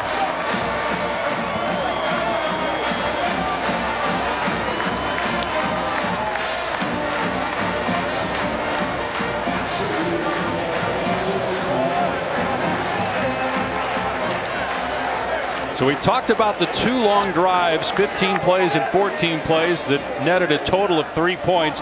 That drive went 16 plays and it netted 7 points. and it's 13-3. Just a simple sprint draw from the Clemson offense, and it's perfectly blocked and well executed. Go ahead and roll that, guys. Go ahead now. Okay, good block on the outside here. Going to set an edge here, set an edge here, set an edge here, and then it's off to the races for Will Shipley. Excellent job caving everything down as the Iowa State defense went inside. Key block on the edge by Joseph and Gata, and Will Shipley strolls into the end zone with his 11th rushing touchdown of the season.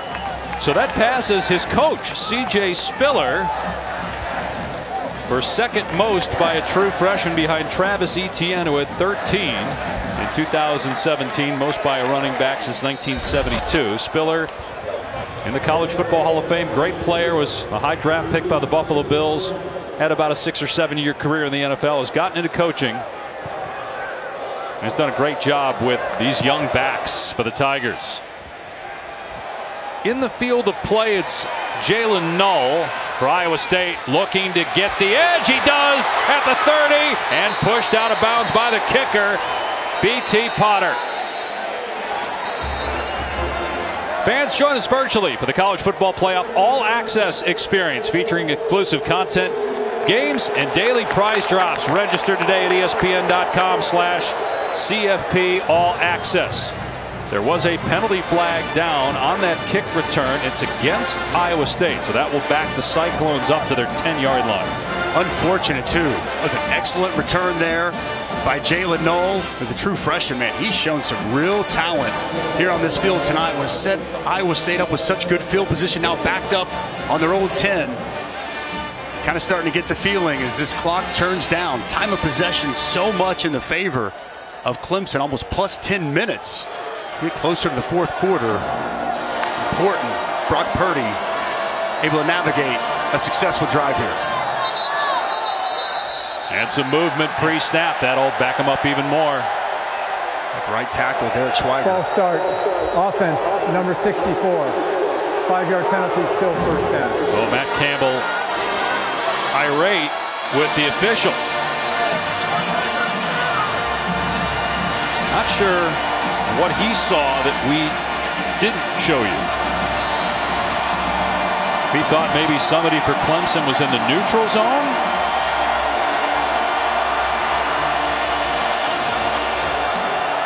They thought KJ Henry 5 was offsides. Schweiger moved, and I didn't see movement from the defensive line. Now all of a sudden this drive backed way up. The backs against the end zone. Timeout, Iowa State, their first of the half. 30 seconds. Things can get away from you here, so Matt Campbell calls a timeout. Have another word with the officials, but make sure that he's on the same page with his quarterback. You got to give Matt Campbell a lot of credit. This is year 6 for him. He's had opportunities to go elsewhere, whether it's the NFL or college football. Again, hard to tell there. You saw the movement off the right side of the line, but you know, Campbell in a time where, and it's understandable why coaches go for other jobs because you're getting paid crazy money. Matt Campbell's turned that down to stay at Iowa State, and his staff has turned opportunities down to go for other jobs. No question, and I think he's one of the great coaches in all of college football. A program builder, the culture he's created there, you know, and he wants to help impact these young people's lives, and he's just done a phenomenal job. He said he was all about transformation, not transaction. And he says that he wants to take 18-year-old kids, help allow them to chase their dreams and turn them into quality 22-year-old men. You got to give Jamie Pollard a ton of credit as well. Built great facilities there in Ames, Iowa. Been able to get the money to retain his staff. And I just think it's one of the better jobs we've seen over the last 5 or 6 years there in Ames, Iowa. We're being told that Campbell was upset as Purdy from the end zone throws a strike out past the 10-yard line into the 15 to Darren Wilson, so they get 10 yards back. But we're being told from somebody that heard Campbell on the field, he was upset. He thought the Clemson band was continuing to play during the cadence, and so because they're backed up right in front of the band, that was throwing off the offense. He was very upset about it, Dave. Yes, he was. And passion, Matt Campbell. So 2nd down and 5, they go empty here. Nearing 4 minutes to go in the third quarter. Purdy's pass batted in the air. Purdy bats it forward, and it's intercepted by Goodrich. Inside the 10, Goodrich into the end zone. Touchdown! There is a penalty marker down, though, on the near side.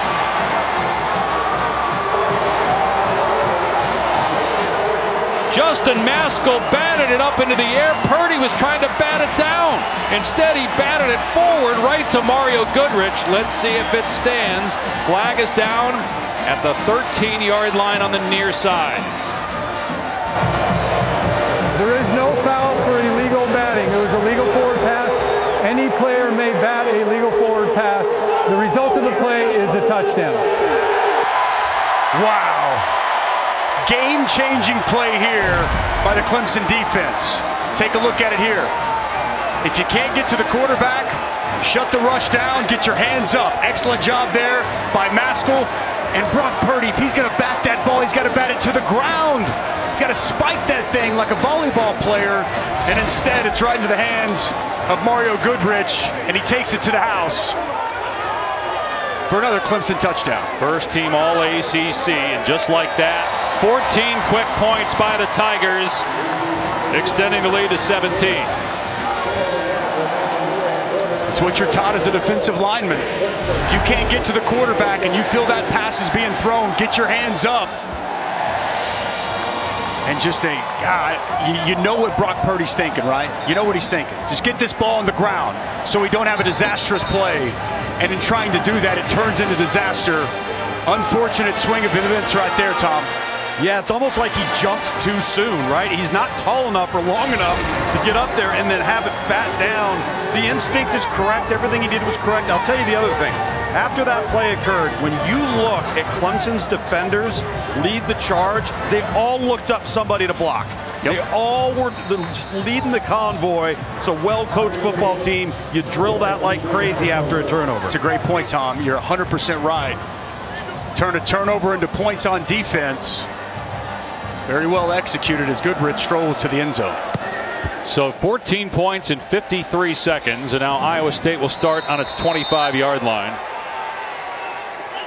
College football playoff semifinals this Friday, December 31st on ESPN. 3:30 Eastern time. It's the Heisman Trophy winner Bryce Young and top-ranked Alabama taking on Cincinnati in the Goodyear Cotton Bowl Classic. Then Michigan, Georgia, the Capital One Orange Bowl. The winners play Monday, January 10th on ESPN. Pick your winners, Dusty. I think Cincinnati's going to keep it close, man.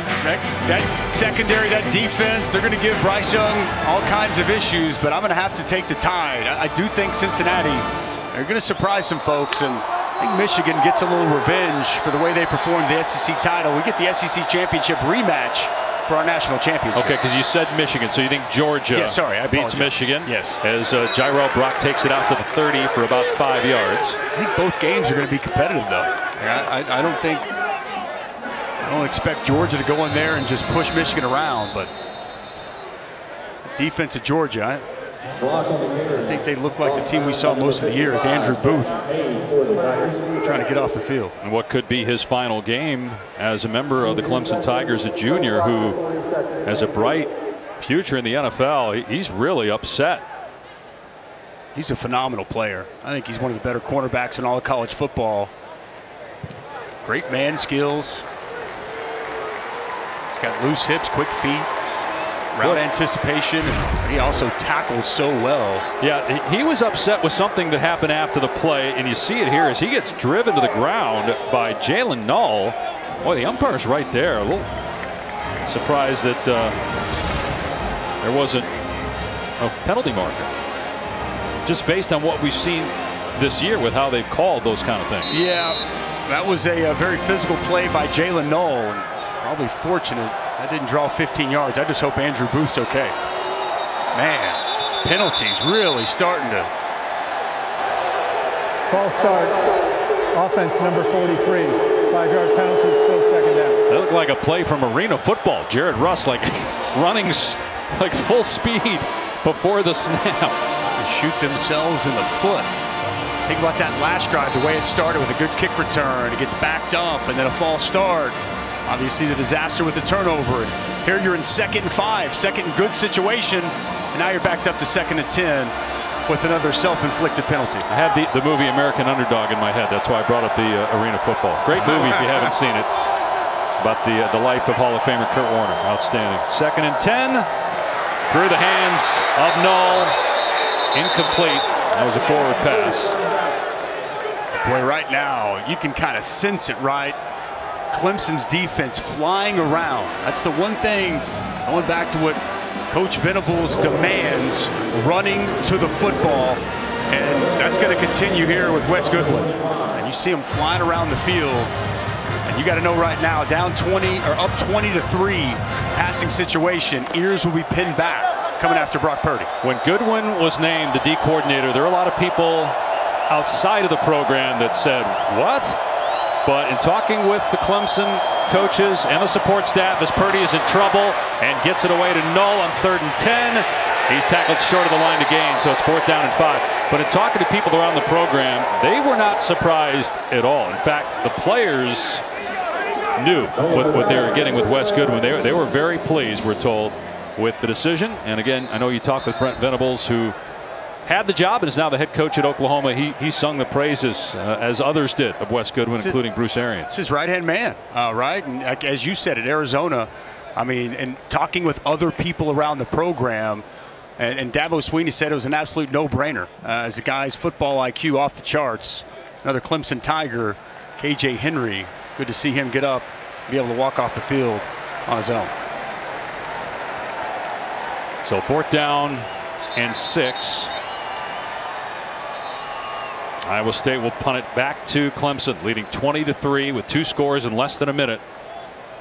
Open up a 17-point lead.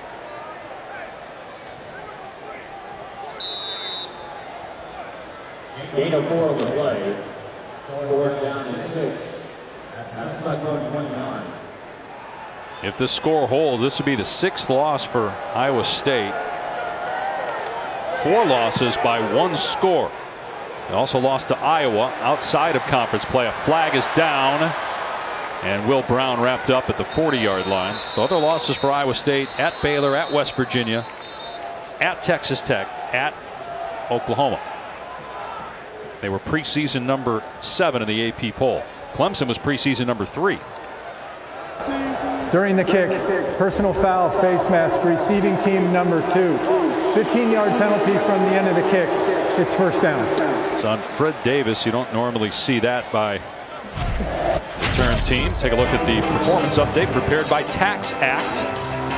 53 seconds, 2 touchdowns. Here's Will Shipley on that sprint draw that you talked about, Dusty, and then the interception by Goodrich off the batted ball by Justin Maskell, and everybody out there blocking for Goodrich to spring him for the pick 6. This game is just completely flipped here at the latter part of this 3rd quarter. Crucial possession here for this Iowa State defense, and they've been down before this season. Down big at Texas Tech, down double scores against Oklahoma, yet they continue to fight. They never give up, and they typically find themselves with the football and a chance to win in most games. We'll see if they can battle back with their backs against the wall. Uiagalelei moving to his left. That ball's tipped and intercepted. A diving pick by Jake Hummel, and just like that, Iowa State is in business.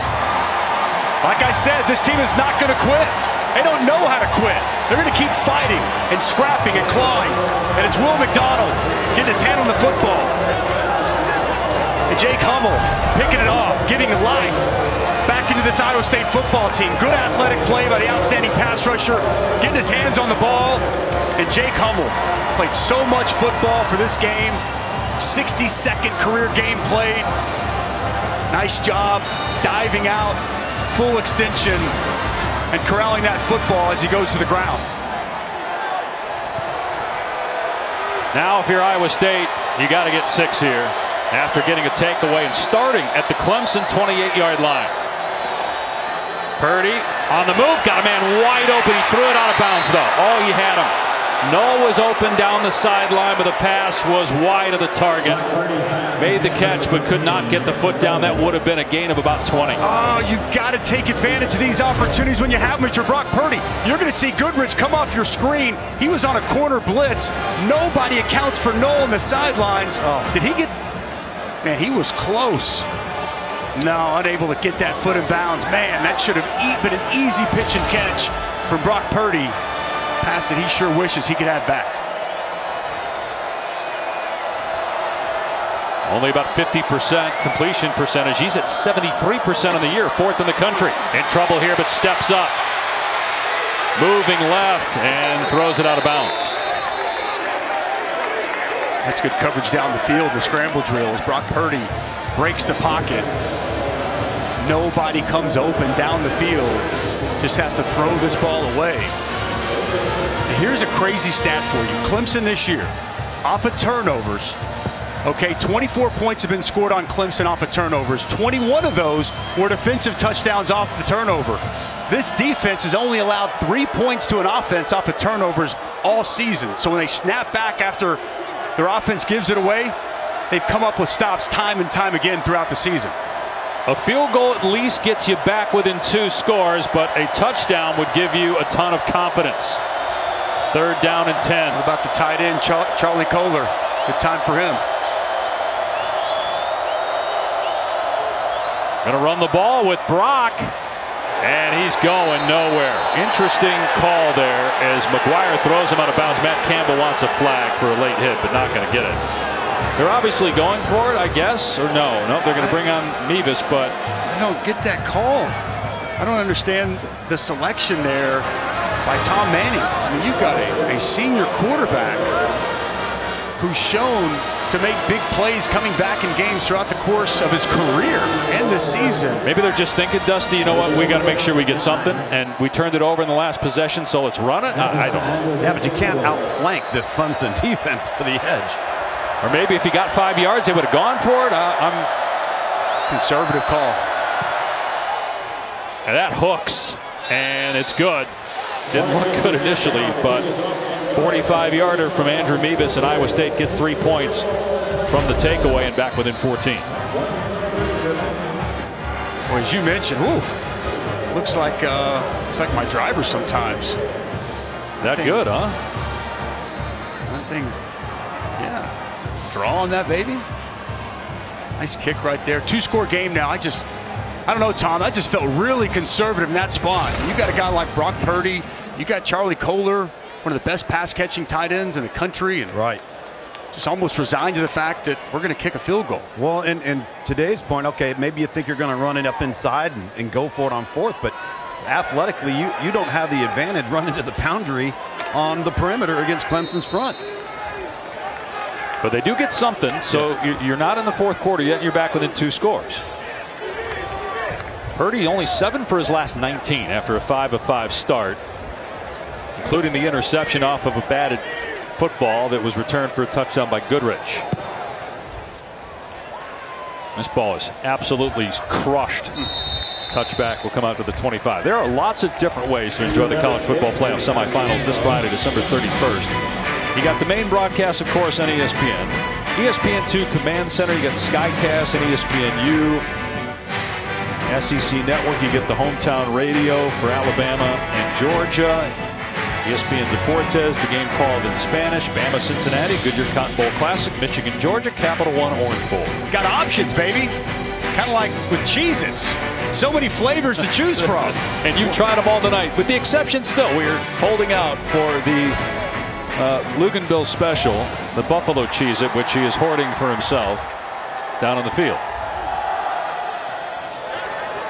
Phil Maffa, just true freshman who doesn't get a lot of touches, gets the carry there, a gain of 2. Hey, Dusty, you were mentioning the uniqueness of this defense. So you've got the 3 deep safeties, and I think what Clemson's got to beat on is they're going and they're using backfield action and taking it to where the trigger safety is. A trigger that safety's coming down the alley, usually 17, and then they run opposite. So they end up gaining the numbers opposite of where the triggered safety comes down. That's how Will Shipley scored his last touchdown. They run it on 2nd down and 8. And again, Maffa. It's positive yardage out to the 31. So it's going to be 3rd down and 4. It's a huge play here for Iowa State's defense. Can it get off the field to get the ball back to Brock Purdy here in the closing stages of the 3rd quarter?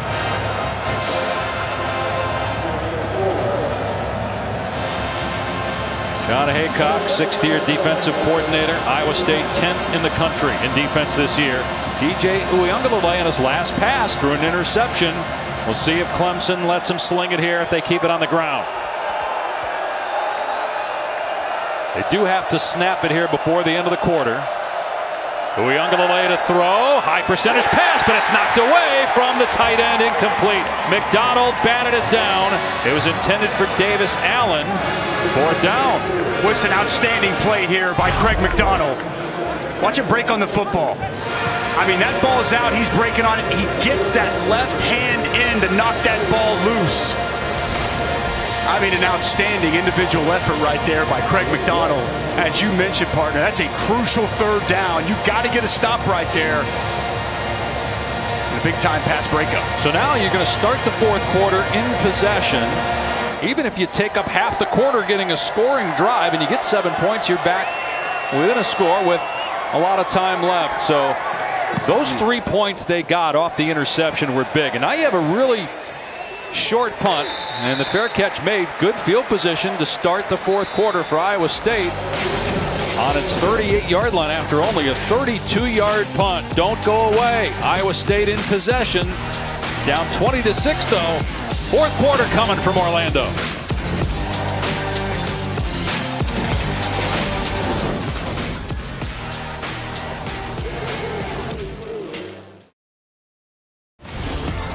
Clemson in front 20-6, 14 points in less than a minute, including an interception return for a touchdown. Iowa State got 3 near the end of the 3rd to get within 14, and the Cyclones have the football to start the 4th.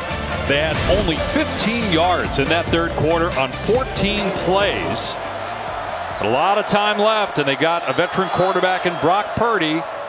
His 46th career start. Back to throw here. Got an open man. It's Null. And a first down into Clemson territory. Stumbles out at the 47-yard line, but in one play, they're on the Clemson side of the field. Well, there's a lot to like about Jalen Null. Excellent speed in the open field, just a shallow crosser. And as he gets picked up by the linebacker, runs away in a big pickup. Here's Brock. Again, 23 attempts all season for Jirel Brock. But now 13 in this game, taking over for Breece Hall, who was NFL-bound, All-America tailback, led the country in total touchdowns. Hall is here tonight, but opted out of this game. Brock, a sophomore, getting a big opportunity here. He got 5 yards on that first down play. Downhill type of running back. Throughout the course of the year, primarily a 3rd down protector. I've seen some of what this coaching staff likes so much out of him at times tonight. So they go empty here. They're going to shift Brock, though, behind the quarterback, and they throw it back this way to Null. He's going to throw it deep. Oh, the ball was tipped, and it's intercepted by McGuire. McGuire brings it back. He loses the ball. It's free. There's a flag down. Did Iowa State get it back? Boy, Chase Allen was open downfield, too. That was there for Iowa State. It got tipped, though, and picked off by McGuire. Iowa State got it back. Recovered by Derek Schweiger, the right tackle. The result of the play is an interception, a fumble recovered by the offense. Personal foul, roughing the passer, defense number 0. Wow. The 15-yard penalty is enforced from the previous spot with an automatic first down. I want to see where the roughing the passer took place. It's one Andrew Makuba, I believe.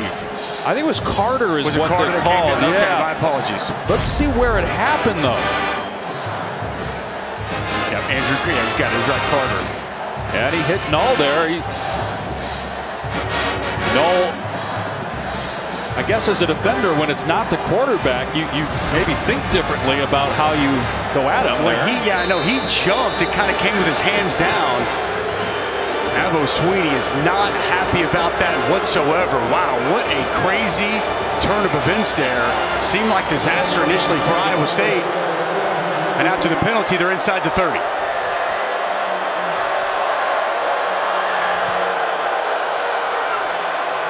Wide receiver screen. Ball comes out of there, and it goes backwards and out of bounds. It's going to stay Iowa State ball as it was caught by Daniel Jackson, and then it got punched out, so it's going to be a negative play of about 2 yards. All right, here we go. He's going to come down, Carter, and he's going to jump and come down on the head with his hands. Yep. That's the right call by the official. And I'm not making excuses for him, but again, you wonder when it's not the quarterback, Right. do you treat it differently? You're thinking differently, right, about how you go at a receiver that's going to throw the ball. No question. Absolutely no question. That's a true freshman in Barrett Carter. And what a hit there, jarring that ball loose on first down. Pads are popping down there, partner. Purdy to throw, blitz off the edge. Purdy dumps it off over the middle inside the 30, and Brock lands on a Clemson player. Gets to the 27-yard line, so it's going to bring up third down and about 9. Jairell Brock just sneaks out of the backfield at the last minute as a safety valve to allow Brock Purdy to get rid of that football and get a little bit back after that ball was jarred loose. Are you in 4-down territory? I think, yes, you're in 4-down territory at this point. Down 2 touchdowns. You don't have to get the entire first down. I'm still waiting for him to try to identify and find 88, Charlie Kohler. They're 0 for 4 on third down and 9 or longer. Purdy pulls it back, in trouble, being chased. He keeps it. He's at the 20, and he gets the first down. That was a smart play by Purdy. Knew exactly where the sticks were. Gets the first down to the 18-yard line. Wow, that's a gutsy play by Brock Purdy. He wanted to go to Kohler, but there was a middle-of-the-field linebacker sitting there in the hole. He knew he couldn't go to it, and it was a foot race to the sidelines, and one that Brock Purdy won. Key block there by Jared Russ to help allow Brock Purdy to get to the edge. Big-time third-down conversion for the senior. Purdy owns or shares 32 school records at Iowa State. Did he get his team within a score? In the red zone, play clock at 1. Purdy fakes to his right, now fires over the middle, and it's caught inside the 10, close to the first down by Wilson, right at the sticks of the 8-yard line. And it is first and goal. Good protection there. Brock Purdy time to survey the field. Took a while for Wilson to work all the way across. Late break there by Jalen Phillips, and another first down. It's a good bounce back by Purdy as well. You talked about it. You got a veteran quarterback. You put it in his hands. You trust him in this situation. He got the first down with his feet. Then the last play with his arm. He's 4 of 4 on this drive. Let's see what he does here on first and goal.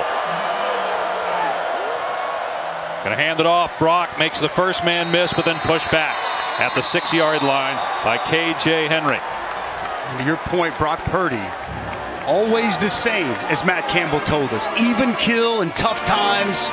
He handles success and failure the same. That's why he's able to bounce back. As we've seen Iowa State, an outstanding red zone offense throughout the course of the season. Now, a large part of that, though, partner, is because they have Breece Hall to typically hand it to. And obviously, no Breece Hall here tonight. And you have a big target in Xavier Hutchinson, as we've barely seen in this game. He's got a broken thumb. We saw him out there earlier, but it's been a while. 2 big targets as well at tight end. And they're going to be at the bottom of your field, of your screen. 11, Chase Allen. 88, Charlie Kohler. That's 6'7" and 6'6", red zone targets. Purdy has to call a timeout with a play clock at 1, so that's a timeout you don't want to have to use in that situation. But he did. They only have 1 left.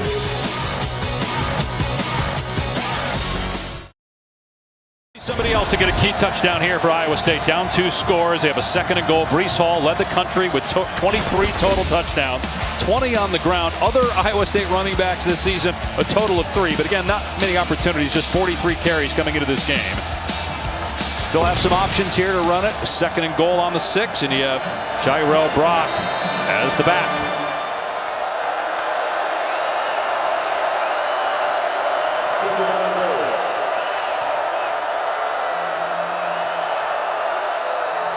Purdy to the air, flips it back in the end zone. It's caught. It's Kohler. It's an Iowa State touchdown.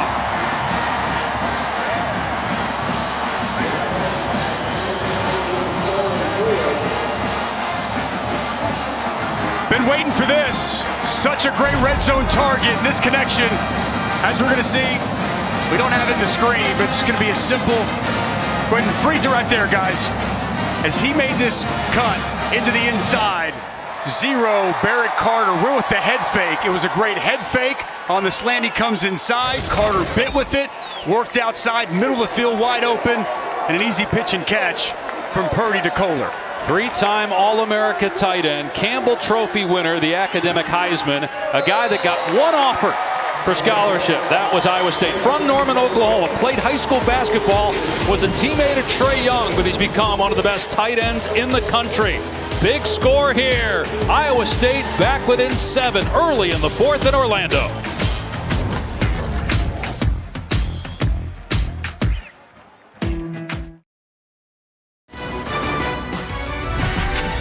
The Cheez-It Bowl is brought to you by Cheez-It. Cheesy, crunchy satisfaction. Some pretty good MVPs in there. No doubt. Guy you know pretty well there at the Arizona Cardinals. Cliff Kingsbury. How about the first guy we showed, Phillip Rivers, who reportedly got a phone call this week from the Colts coaching staff about maybe coming back to play. Crazy. Absolutely crazy. How about the belt, man? Who's going to put that belt on tonight? And an air guitar? You got a belt and a guitar all in one? The versatility. And a cape. How about Brock Purdy on that drive? 5 of 5, 38 yards and a touchdown. And he finds his favorite target, the big tight end, Charlie Kohler. No question, the MVP award for this game, and that belt still to be determined who's going to get it. It's a good bounce back by Iowa State. 10 unanswered points. Clemson ball, 9:42 to go. Things turning around on that interception, which was deflected by Will McDonald and picked off by Jake Hummel. It led to 3 points. Uiagalelei had a productive first half.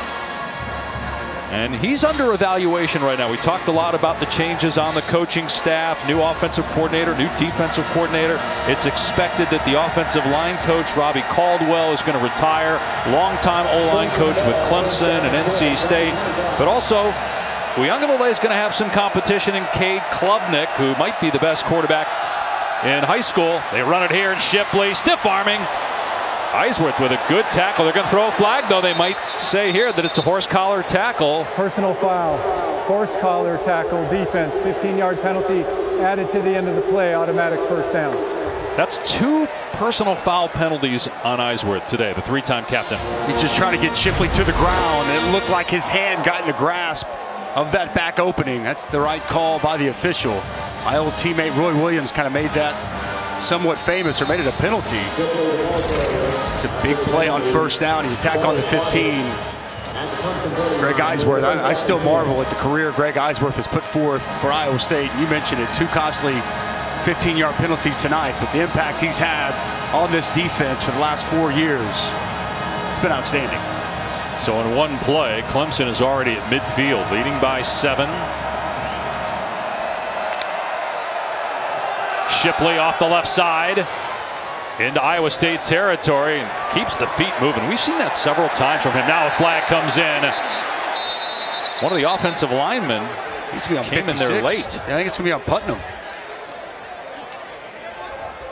Can't come in on the pile after the play.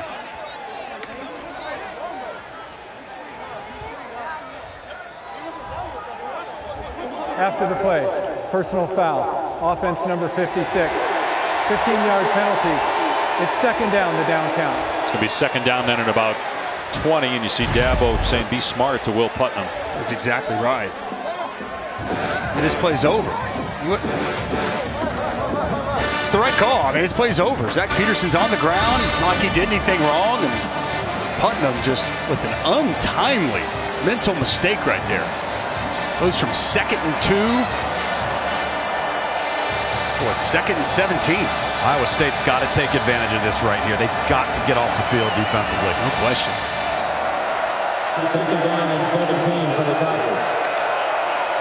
Uiagalelei, swing pass, Shipley out in space.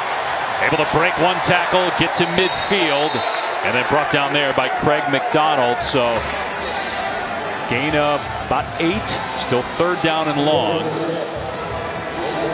Now you put DJ Uiagalelei in a position where he's got to make a play. How many We've seen swing passes. We've seen some dump offs. We haven't really seen him throw it down the field much. We haven't seen him throw it down the field. I don't think any. Past 15 yards. It's all been intermediate throws, quick game, swings, screens. I don't think we see him necessarily put it down the field here in this spot either. Well, look where the safeties are. They're 8 to 10 yards off the ball, and Clemson hasn't tried to attack it one time. 3rd down and 8. Midway through the 4th. They're going to run that sprint draw again. And Pace broke one tackle, but then knocked down by 3 Cyclones at the 46-yard line. It's 4th down and about 6. But when you play for John Haycock, you got to have effort. I want you to watch these Cyclone defenders rally to the football. It's that sprint draw once again. Nice job coming downhill by Johnson. And look at that host of Cyclones running him out of bounds.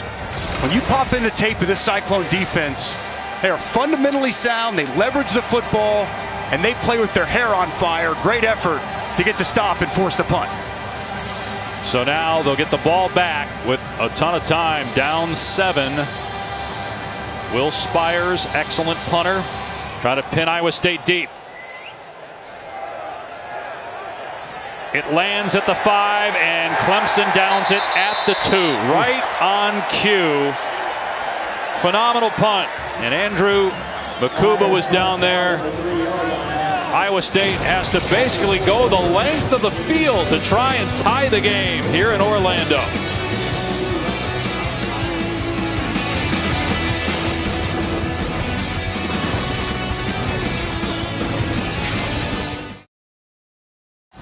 A brilliant last drive for Brock Purdy. 5 of 5 passing, leading Iowa State down the field. Also had this big run on 3rd down and long, getting a 1st down, and eventually gets him into the end zone.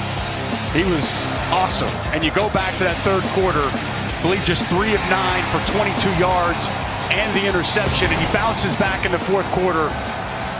Flawless. And the 3rd and 9 that he picked up with his legs, it was outstanding.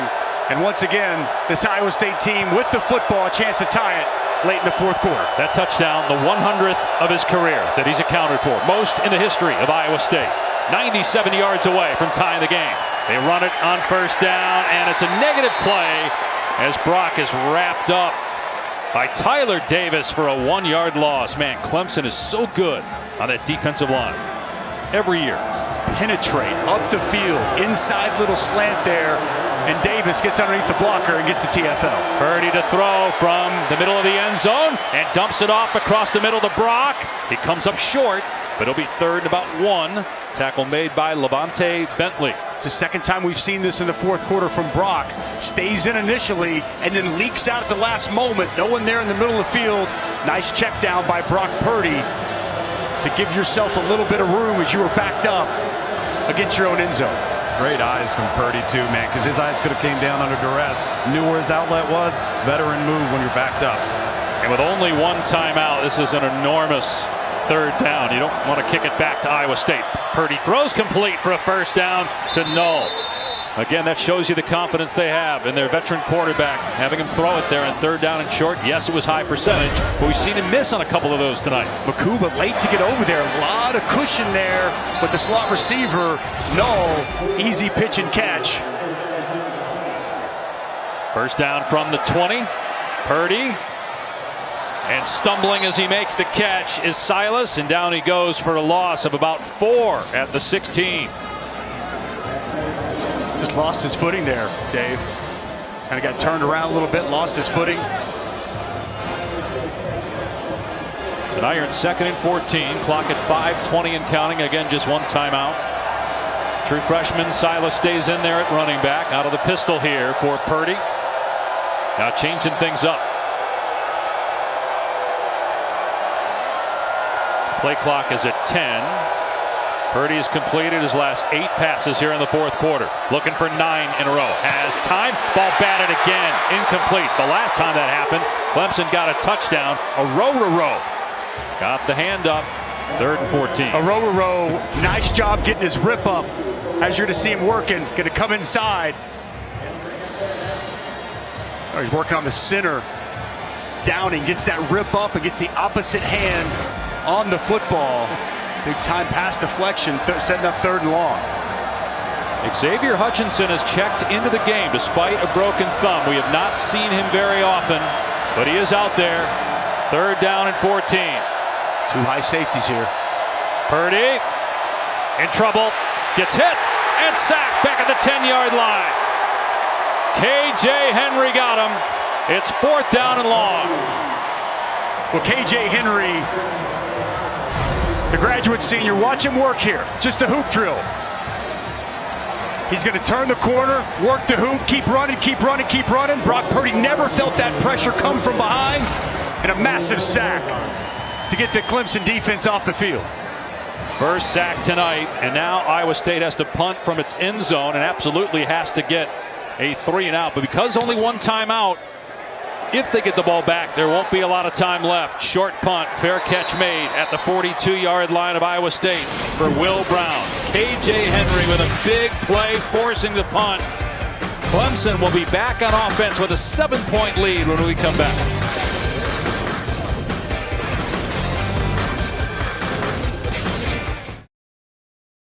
Hey fans, check out the ESPN app for the Capital One postgame immediately following the game. Prince Chedward ready to hand out the MVP belt. Hard to say who it's going to be. Clemson has a 7-point lead right now. Don't forget, coming up next, the Valero Alamo Bowl. Oregon and Oklahoma. More bowl action tomorrow, leading up to the college football playoff semifinals on December 31st. 1st down for Clemson. They keep it on the ground with Shipley. And no gain. Let's see, did Iowa State use its last timeout here or save it?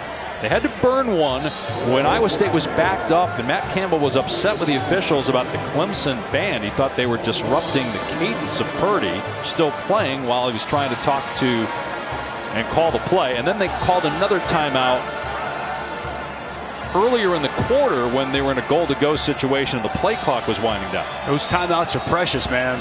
That's why in those moments, you don't have to use them. You got to find a way to hold on to them.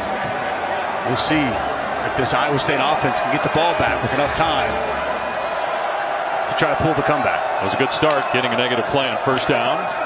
Shipley again, he gets back to the line and maybe a yard. So now you're looking at 3rd down and 10, and Matt Campbell will save that timeout. So if you can get a stop here, call a timeout with about 2.5 to go. Problem is you got a great punter in Will Spires who just pinned him inside the 5 the last time. Awazarike, 58 inside there. Man, he is such a stout defensive tackle. I think he projects as an NFL 3 technique. So disruptive, plays with his hands. He's massive at 6'6", 320. Still learning the game. He was a late starter to football.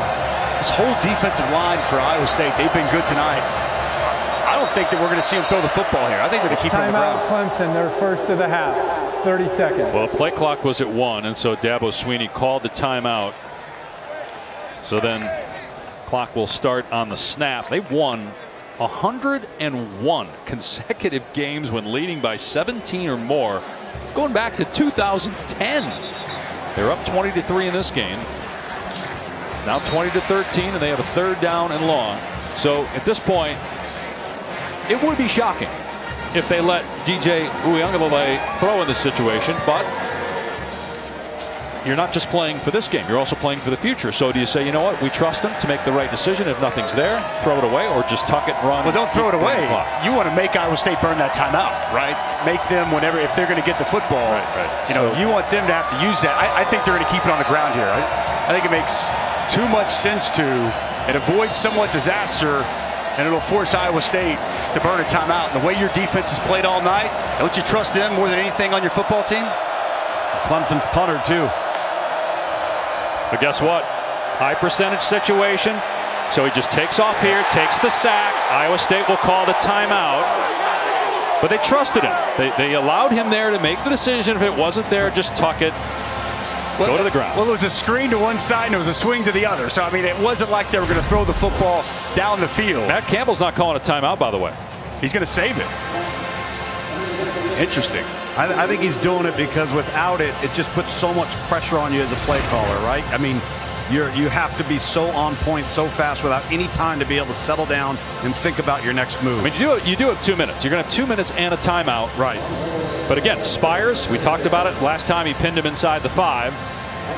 One of the best punters in the country. It's his 69th career game. Iowa State came after him. He gets rid of it. And again, does a good job. Fair catch made by Null at the 10. So you got to go 90 yards with a minute 52 and a timeout. But that worked out perfectly for Iowa State to get the ball back at least in this situation with a timeout. Done this time and time again this year. I go back to there's 2 games they lost. Texas Tech, back against the wall. They fought back, tied it up, lost on a 62-yard field goal. Oklahoma down 2 scores. They cut it to 7, have the ball driving in, and then it was a Purdy interception how the game ended. But this is a team that never quits, stays in the game. Their 4 Big 12 losses all came down to either the final possession or final play of the game. And tonight, it's no different for Matt Campbell's bunch. And you wonder with a minute 52 and the timeout, you can still run the ball. You have enough time here to go the length of the field. Purdy will throw it though, has to step up and dumps it off. Brock tracked down at the 19-yard line by Bentley. It's a gain of 8. The clock is moving, a minute 40 and counting. Good decision once again as the Clemson defender declared and tried to come with Purdy, leave Brock open, and a good find by Purdy. Now you got to go a little faster here. Yeah, got to go. Purdy to the air, again leaving the pocket, being chased, in trouble, backs up and wisely throws it away with Bentley bearing down on him. Boy, it looked like he left the pocket really early there. No one open down the field. Bentley was barreling down on him, and Brock Purdy started to move, as you mentioned, maybe a tad bit prematurely, but it was great coverage down the field. They had nowhere to go with that football. Clock has stopped, 1:19 to go. Still have the timeout. 4 down territory, obviously trailing by 7, 20-13. Well, is this fun or what? Man, Wes Goodwin in his first game, defense with a chance to win it. And on the other side, you got the veteran quarterback, maybe the best in the history of Iowa State football. He's certainly the winningest. He throws a completion here and a first down out to the 28-yard line to Shaw. So the clock will stop here to reset the chains with a minute 13 to go. Really good ball placement there by Brock Purdy to Shaw. Tight window throw, throws away from the defender, throws Shaw open for the first down. Purdy from the pocket. Here comes the pressure. Purdy lobs it to the sideline and out of bounds. Jalen Phillips trying to keep that foot down with the ball by Purdy, sailed out of play far enough. Pressure here. See Miles Murphy, Xavier Thomas, as Tom was pointing out, the amount of top 10, top 15 overall talented recruits on this defensive line. There's 2 of them right there having the walls close up on Brock Purdy. It's like they got a little defensive line garden. They just grow them.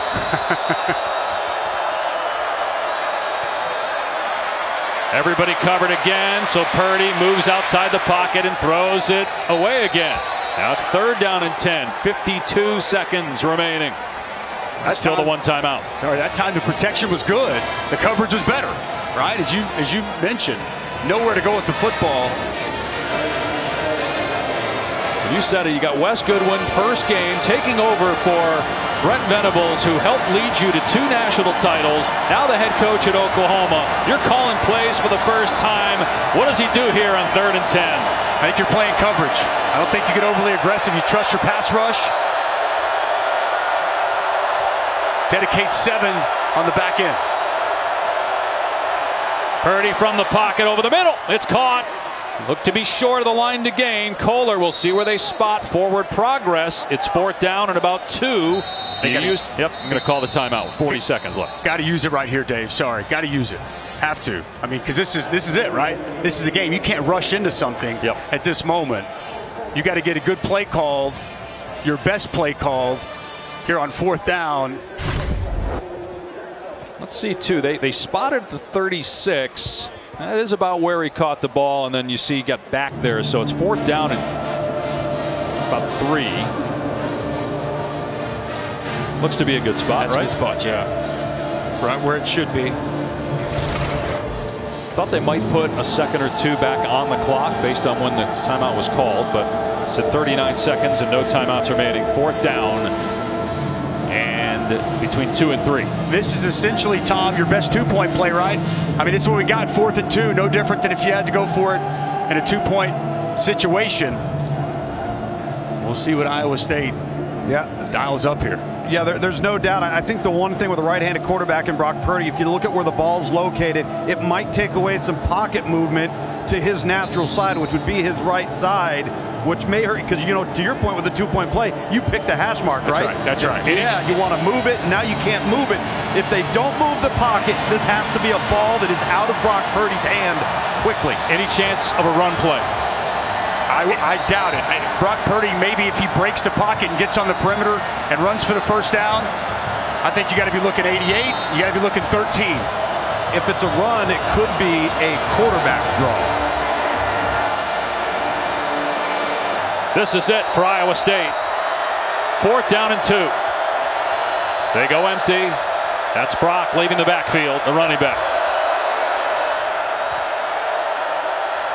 Purdy to throw, pumps, steps up, takes off, gets the first down, and he fumbles the ball. He jumps on it. Back at the 37-yard line. That's short of the marker.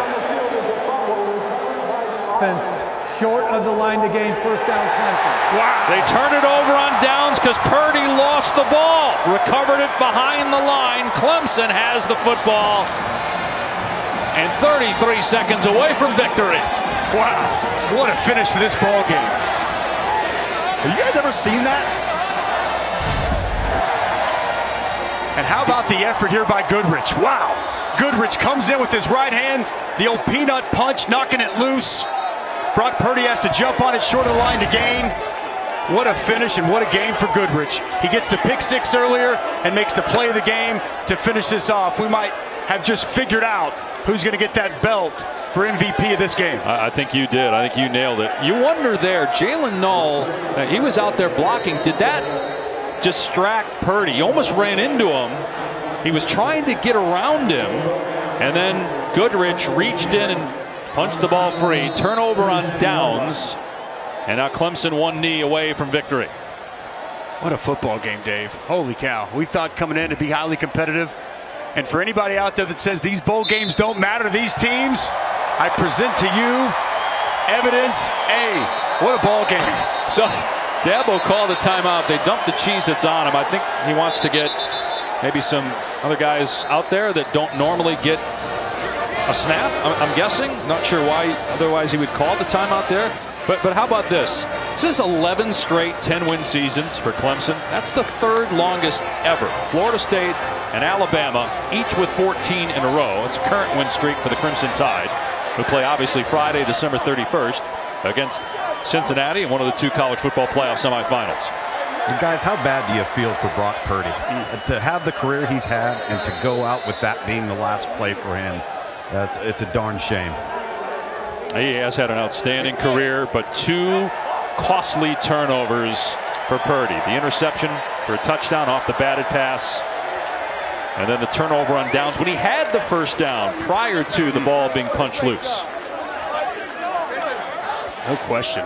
Brock Purdy, he's had a sensational career. Doesn't take anything away from what he's accomplished at Iowa State and everything that he's done. That's crazy. That's all down here, though. Our Capital One player of the game is Will Shipley. Had a rushing touchdown. Also had 5 catches, so over 100 yards